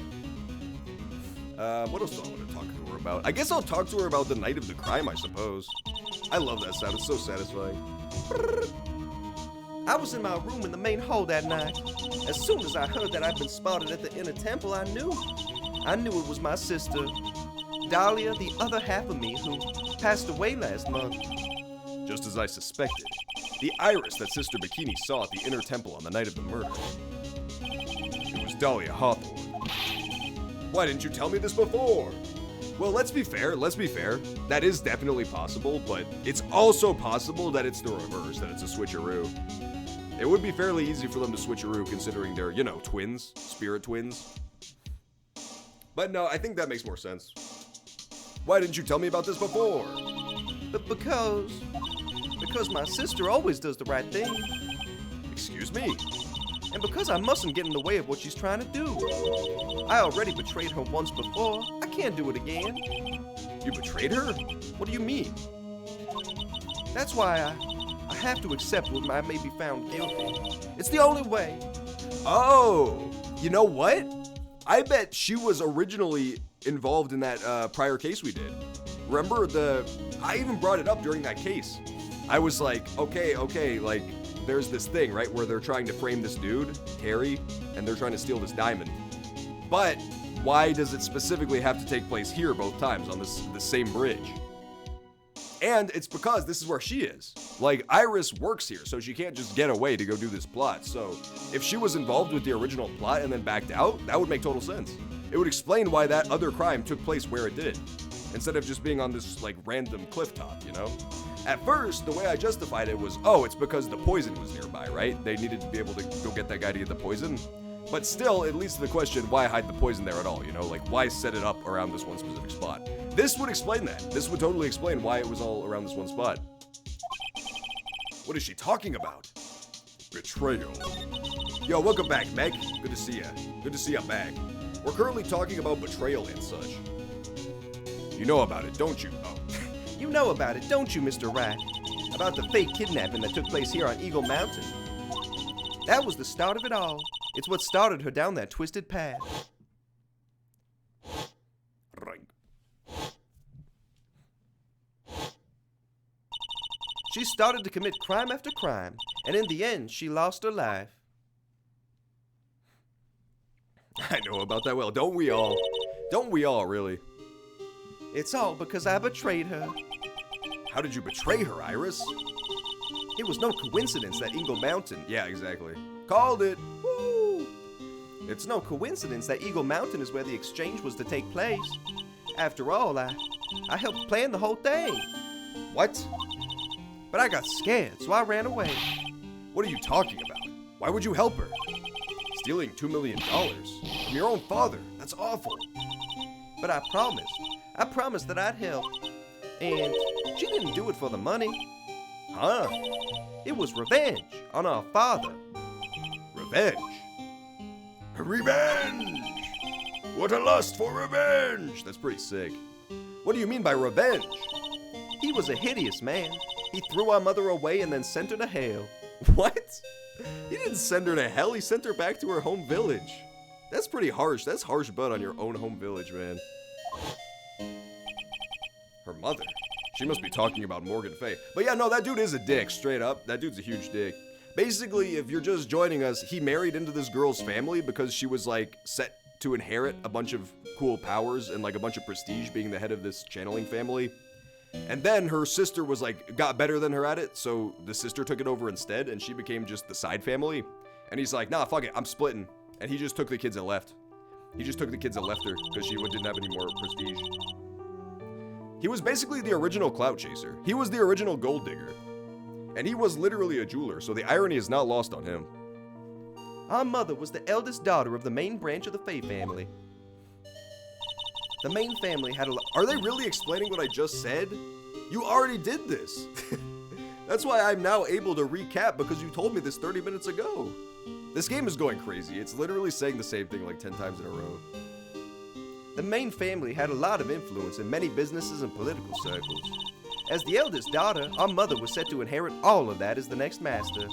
That's the reason our father married our mother in the first place, for power. But his plan backfired, because our mother's sister took it all from her. She took over as the master of Kurain. That would be Misty Faye, Maya's mother. But before long, the credibility of the Kurain tradition hit rock bottom. The new master, Mystic Misty Faye, made a terrible mistake. It was during the investigation. Dude, they just talked about this. After that happened, our father took me and my sister away, leaving our mother at home behind. He hated the place. He said it was a hick dive, and that he had no reason to stay there. And that's when you came here to Hazakura Temple? Yes, the woman my father took as his next wife already had a daughter, Valerie.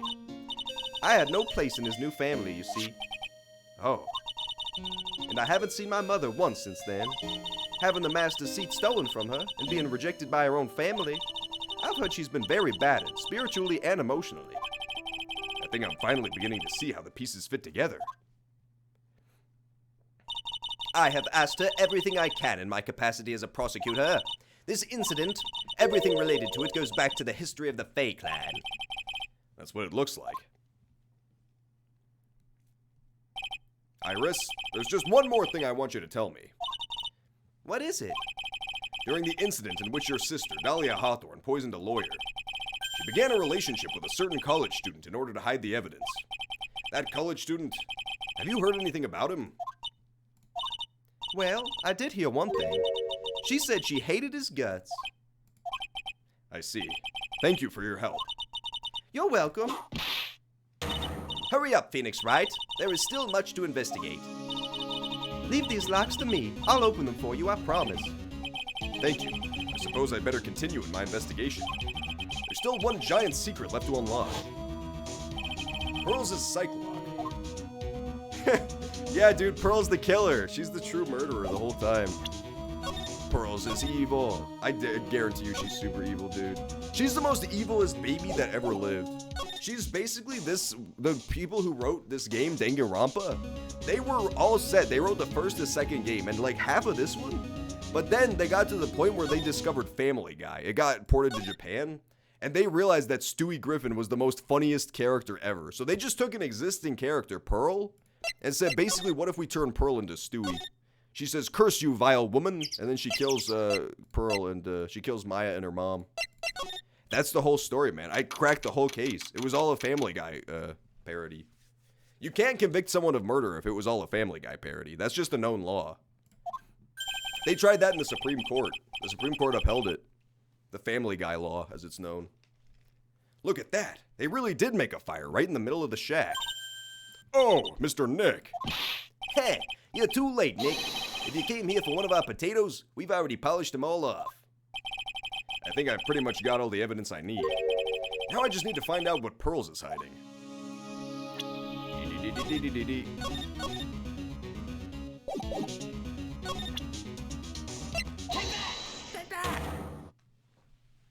Did you see her fucking picture get all inverted? That was so creepy. The little picture of the girl drawn on the wall got inverted. Got inverted AF as it's known. After dinner on the night of the murder, you were supposed to be in Elise Nonim's room reading a book together, correct? Yes, I was so happy when she invited me. But I didn't go in the end. You didn't go? No, there was somewhere else I had to go instead. I was so worried. I had to go. I didn't know what to do with myself. I was so nervous. But Pearl never went to Miss Donim's room because she was too worried about something or someone else. Pearl's... On the night of the murder, you went to this place, didn't you? Inner Temple. You went here, didn't you?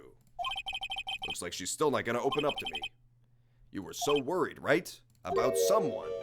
I'm gonna take a guess, and you can tell me if I'm right or wrong, okay? You mean you know? If I'm right, will you tell me the whole truth? Okay. Alright. She went there for Maya. It's obvious that you were so worried about Maya, wasn't it? Oh. You knew the training Maya was undertaking was dangerous. After all, it was the special course. I signed up for your special course. Well, my. Quite brave of you considering how cold it is. Young people can be so reckless. Don't blame me if you become one with those you channel. Ho, ho, ho, ho. Sister Bikini scared you with what she said, didn't she? And because it was you who introduced Hazakura Temple to Maya in the first place, you felt responsible, didn't you? Thinking about what could happen to Mystic Maya made me more and more worried. I couldn't sit still at all. That's why I decided to go and find out how she was doing at the Inner Temple. Then we're clear now that you went to the Inner Temple that night, Pearls. What's not clear is what happened after that. About what time it was when you headed overs. It was 9:30 when she left the main hall. There was so much snow, I didn't get there until after 10 o'clock. Till after 10? How did you know? Because I heard the bell ringing for lights out. You heard the lights out bell? The Hazakura Temple's bell is pretty small though, isn't it? You must have really good hearing. I was really trying to pick up the sound of that bell, that's all. I didn't want to miss it. That would be terrible. This is the thing we were talking about earlier. The note, how I knew it was addressed to Pearl, is because it specifically mentions in the note to listen out for that bell. That bell right there that she's talking about. And why else would she care? She was already going to the Inner Temple anyway. Why would she care when it's lights out at that other place that she just left? She was trying to hear the bell? Tell me, Pearls, why were you so worried about hearing that bell? Huh? Oh, I think I know why. The reason you were so worried about that bell was because of this. Take that! You were given some instructions to follow for that night, weren't you? I presume you recognize these pieces of paper. Oh, where did you? In the incinerator at the Inner Temple. Pearls, you were following the instructions in this letter that night, weren't you? That's why you couldn't afford to miss the sound of the lights out bell. I'm speechless, Mr. Nick. You're amazing. These instructions that were found in the incinerator, I believe they were written for you, Pearls. For me? I know. As you can see, a large portion has been burnt, but the last section is still fairly legible. As soon as you heard the lights out bell, you must channel her spirit. Who was it, Pearls? Whose spirit were you supposed to be channeling? Taking into account the author of the note and their purpose for writing it, whose spirit would Pearls would have been trying to channel? Don't overthink it, Phoenix. It's pretty obvious who Pearls was supposed to channel. That'll be really... Don't say that, game. Now it's gonna be super embarrassing if I get it wrong. It's so obvious even a fucking chimpanzee throwing a dart blindfolded would be able to tell. Hopefully it's Dahlia, otherwise I'm gonna feel like a real goof. Otherwise I'm gonna feel like a real douche. It was Dahlia Hawthorne, wasn't it? That was the name that was in the letter. Oh. It's just as I suspected. It wasn't Iris who Sister Bikini met at the Inner Temple that night. It was Dahlia Hawthorne. Do you know anything about her, Pearls? Do you know what kind of a woman Dahlia Hawthorne was? No. I've never heard of anyone by that name before reading those instructions. I thought so. Pearls doesn't have a clue. She doesn't know that Dahlia is her sister. That's so weird, man. The fucking random drop of her having two twin sisters was insane. That was some Metal Gear Solid style plot twist, but without any of the build-up. Without any of the build-up at all. About the instructions on the letter I found, Pearls. Who wrote them? Whoever it was that asked you to channel the spirit of someone you'd never heard of. You must have quite a lot of respect for them. After all, you followed their instructions without question. So, here's my next question. Who wrote this set of instructions for you to follow? It's weird that this comes after the next one, considering the next one assumes you already know who it is. Take that! Pearls, I have to wonder about something. You didn't have any idea what these instructions meant, did you? Badump. What does that fucking mean? I gotta say, though, I do like how, in retrospect, it makes What's-Her-Face a much more dynamic character. It really fleshes out the mom. What's her name? I always forget. This girl. Yeah, her. Morgan Fay. The mother. In the last game, it just kind of seemed like she was kind of one-dimensional. She was just hyper-ambitious, trying to move her family forward, like trying to get a leg up on the main family and make her the new main family. But this makes it a lot more, like, reasonable. It's still insane, but it's because she was so traumatized by the fact that when she was kicked out of being the main family, like when she lost that prestige, she lost everything. She lost her husband stole her daughters away. She was left with nothing pretty much. So it does really give her much more motivation for what happened in the last game. I do like that it makes her motivation a lot more human. Still not really, it's still murder, obviously. I'm not trying to justify it, but I'm just saying it's understandable. It's a lot more understandable. But you followed them to the letter regardless. Why? Because it was your own mother who asked you, that's why. How did you? I figured it out. The person who wrote you this letter was your own mother, Morgan Fay. Oh. Where? Poor Pearl. He's making her cry a lot in this case. It's really mean. All right, Pearls, it's time you started telling the truth. Mr. Nick, Why is she holding back from me? I don't like this. Don't underestimate me just because I'm a child. Huh? If you're trying to say I followed these instructions, I'd like to see some proof. What? Because I don't think you have any. She'd say anything rather than admit to carrying out these instructions. I guess we'll have to produce some more evidence then. One more thing should do it. All right, Pearls. We both know someone carried out these instructions on the night of the murder. But you're right. There's no evidence that proves it was you. I knew it! However, I do know that whoever did it was a child. Huh? How do you know that? It couldn't have been an adult. No adult would have made a simple mistake like that. A simple mistake? What do you mean by that? I'm sure you thought you were carefully following the instructions you've been given. But you misunderstood some of the words. And this is the evidence that proves it. Oh my god, I think it's actually real. I think it's actually real. I think it's actually, look, because we talked about this earlier, jokingly. It says gravely roast the master. I think she misread it as Gravy the master, because it's just inexplicably covered in gravy, the scroll.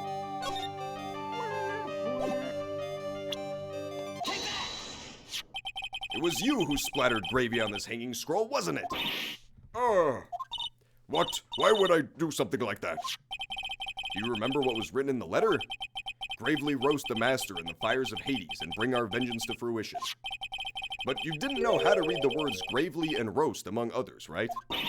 How do you know that? Remember the conversation you had with Miss Dohneem on the night of the murder? I don't remember her voice. Perhaps we could read some books together. Really? I'd love to. I'm not very good at reading. Well then, would you like to practice reading? Miss Elise? So for example, how do you read this? It says gravely. That's kind of a tough word. Wow, so they actually did specifically mention that word. Cool. Wow. Yeah, so if you do this in one sitting, that's probably pretty obvious. But yeah, I completely forgot that they mentioned that specific word. I just knew that she can't fucking read worth shit because she was asking her about it. But what she didn't teach you is what they meant. Gravely sounded like gravy to me, and the only roast I could think of was the food. And that's why you did it. That's why you covered the picture of the master in gravy. To be honest, I did think it was a bit strange.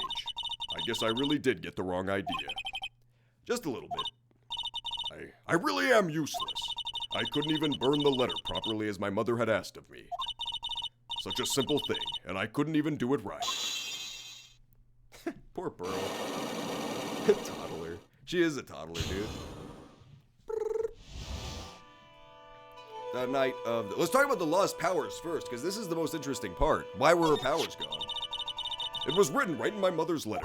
It said, as soon as you hear Lights Out Bell, you must channel her spirit. I was on my way over to the inner temple when I heard the bell ring. So you channeled Dahlia Hawthorne's spirit? No, I tried, but I couldn't do it. You couldn't do it? I've never failed at channeling someone. This is the first time it's happened. I tried and I tried and I tried. Yesterday, this morning, the whole time. But I just couldn't do it. Don't let it get you down, pal. It'll all work out. If you want, I'll come flying through the sky for you. Whoosh, just like that. So she never managed to channel the spirit. Is that why you think your spiritual powers are gone? Yes, I don't know what to do. Isn't there any other explanation for why you couldn't channel a spirit? I suppose there's one other possibility. It's not very likely, though. Could you please tell me what it is anyway? It could happen if someone else was already channeling the same spirit. Bum, bum, bum. Okay, that explains it completely. That explains it completely, actually. Thank you, Pearl. So someone else was already channeling her. Someone else? What do you mean? Well, there's only one of each spirit, right? Yep, it's like dating a girl, Nick. You can't see a hot chick if she's already taken. And that would mean on the night of the murder, Someone else channeled her spirit before Pearl's could. someone else channeled the spirit of Dahlia Hawthorne. I'm a failure! I couldn't even grant my mother's final wish. Her final wish? Yes, this letter. This is my last wish, she said. So make sure you follow the instructions carefully. This letter. I definitely need to find out more about it. So yeah,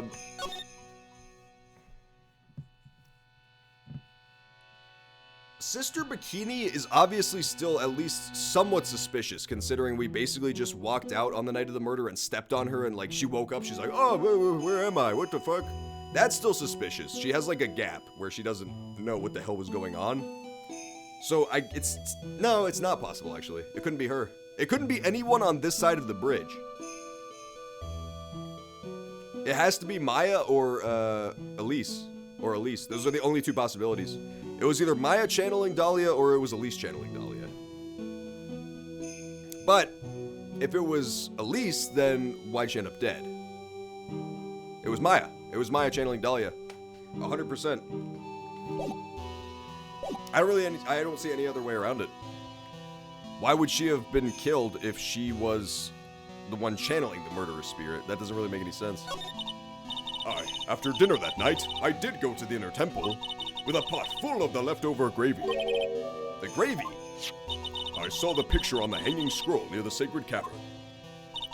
I was sure it was the master of Kurain, like it said in the letter. I see. And then? Well, it was already way past 10 when I got there because of all the snow. So I went to the inner temple guest area. The guest area?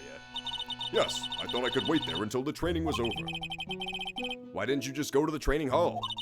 Because Mystic Maya's main training had already started and I couldn't interrupt it. So I just stayed where I was and prayed for her to get through it. But then Pearls, did you fall asleep? I'm sorry, I didn't mean to. I just couldn't help it. Hey, don't worry about it, Pearl. Who cares if you fell asleep? I fell asleep waiting for Iris too. It happens. Anyway, then you found yourself trapped at the inner temple? Yes, when I woke up it was morning. I tried not to cry, but Dusky Bridge wasn't there anymore, and there was no one in the training hall. I thought everyone had left me because I overslept. Maya fucking abandoned her and cut down the bridge because she slept too much. That's harsh, man. That's some harsh bud. How do you think your cousin did that to you? She's like your best and also only friend. Well, she decided to murder me because I slept too long.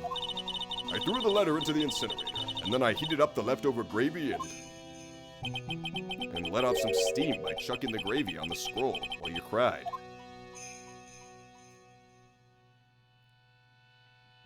Larry's thinking about it, dude. He's pondering.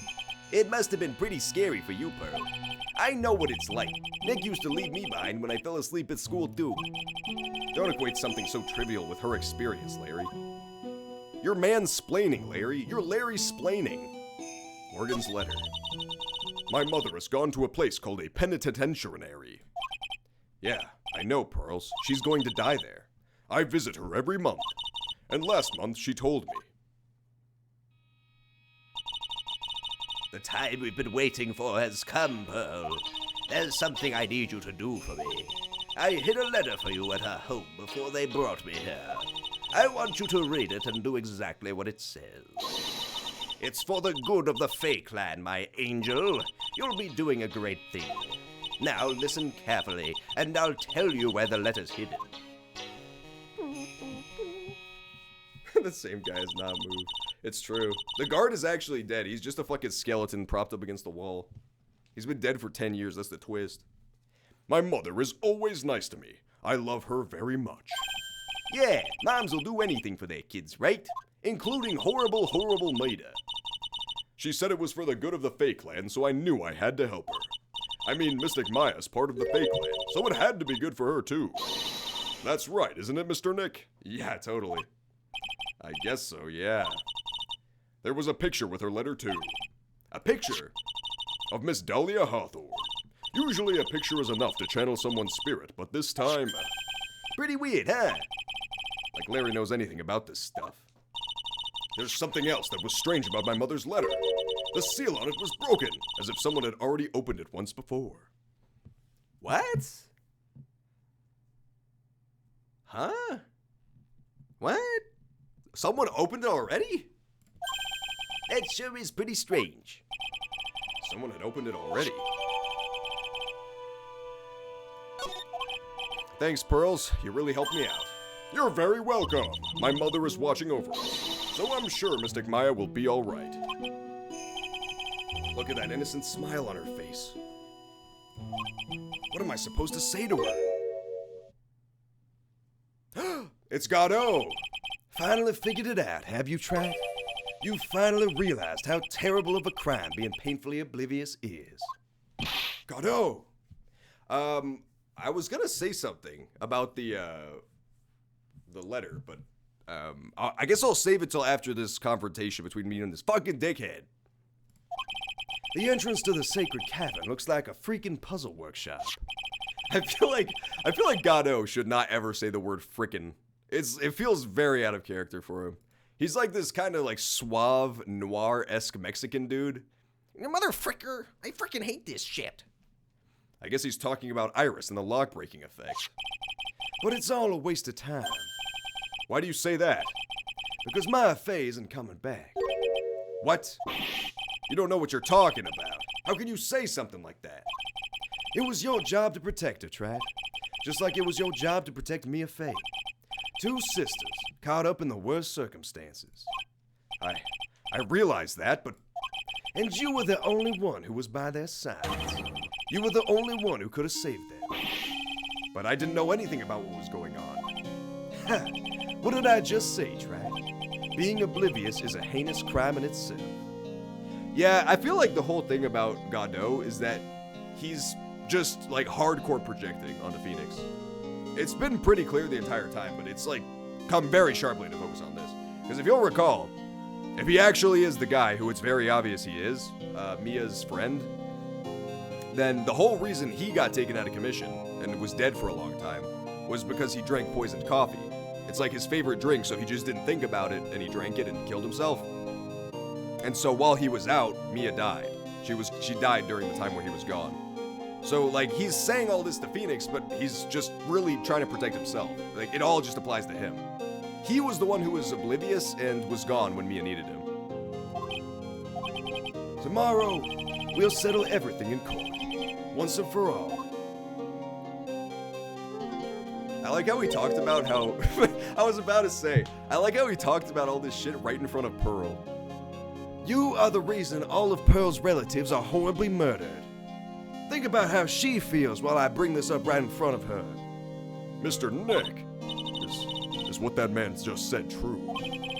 It'll be all right, Pearls. I'm sure Maya's alive. You'll see for yourself tomorrow. Yeah, that's right. I know I can trust you, Mr. Nick. Bow, bow, bow, bow, bow. My dear Pearl, you've done so well, my child. My Pearl. Dun, dun, dun. She's in the black void. It's better that you don't know what you've done. I knew this day would come for you. The blood of the main family is no more. Yeah, okay. So, it guaranteed, 100%, the intended victim was Maya. The intended victim was 100% Maya, which, like I said, is what makes more sense in the context of the letter, because killing the mother wouldn't actually accomplish anything. So, here's what I think. The person who opened the seal already and already read the letter was the victim, was Maya's mom. Maya's mom found the letter when she came back to the house, and she knew something was going to happen, which also explains why she had the cane sword. And so she came here to try to prevent this, like, evil plot from killing Maya. Which, like, narratively, from a pushing the story forward perspective, makes total sense. But I'm now starting to second guess myself, because if that's true, why didn't she just fucking destroy the letter? Why didn't she just destroy the fucking letter instead of all this? That would be a lot simpler, yeah? Okay, maybe I'm totally wrong. I now think I'm totally wrong. My bad. I retract that last statement because it makes no sense. Now, finally, after all this time, the master's seat is yours. My last great wish. It seems I was just in time. To be continued. Damn, this shit's long as fuck. Fuck you. We're saving.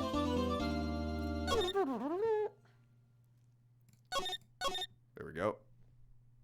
Da da da da da ba ba ba ba ba ba ba. We're back in court. Oh yeah. District court. That's it? What? Oh shit, we're done investigating? Oh damn, shawty. Okay. Oh, I feel woefully unprepared for this. We'll go for it, I guess. Good morning. Oh, are you by yourself? Morning, Pearls. Mr. Nick, please tell me, what's going to happen to Mystic Maya? So here's the thing. That's the thing that I was going to talk about. No, what I was going to say is, we never fucking figured out what happened to Maya. We never went into the cave. We just forgot about her again. That's amazing. No, what I was actually going to say is that I'm still not convinced who channeled what. Like, we know it was either Maya or Elise, for 100% sure. Channeled the spirit, but two things. One, if it was Maya, how was it Maya? Because Maya should have never seen the photo. Maya should have never seen the photo of Dahlia, so she wouldn't have been able to do it. Pearl just said you see the photo and then you can do it. That's how it works. If it was the mom, if she is the one who opened the letter, would have seen the photo, could channel her. But then how did she end up dead? How and why does she end up dead because of that? That doesn't make any sense either.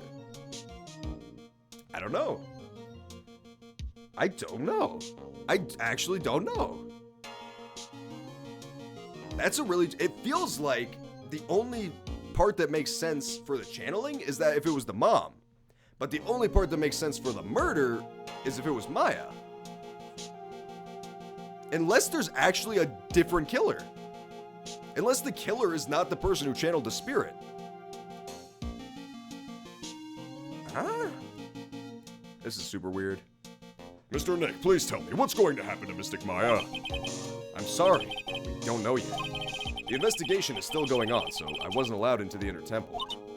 Oh, I see. So is Sister Iris still trying to remove those trick locks in the training hall? Look, she's on top of the security guard, man. That gag never is funny to me. It's not even a gag, it's just the way they're laid out. The giant head of her on top of the security guard's body is so funny.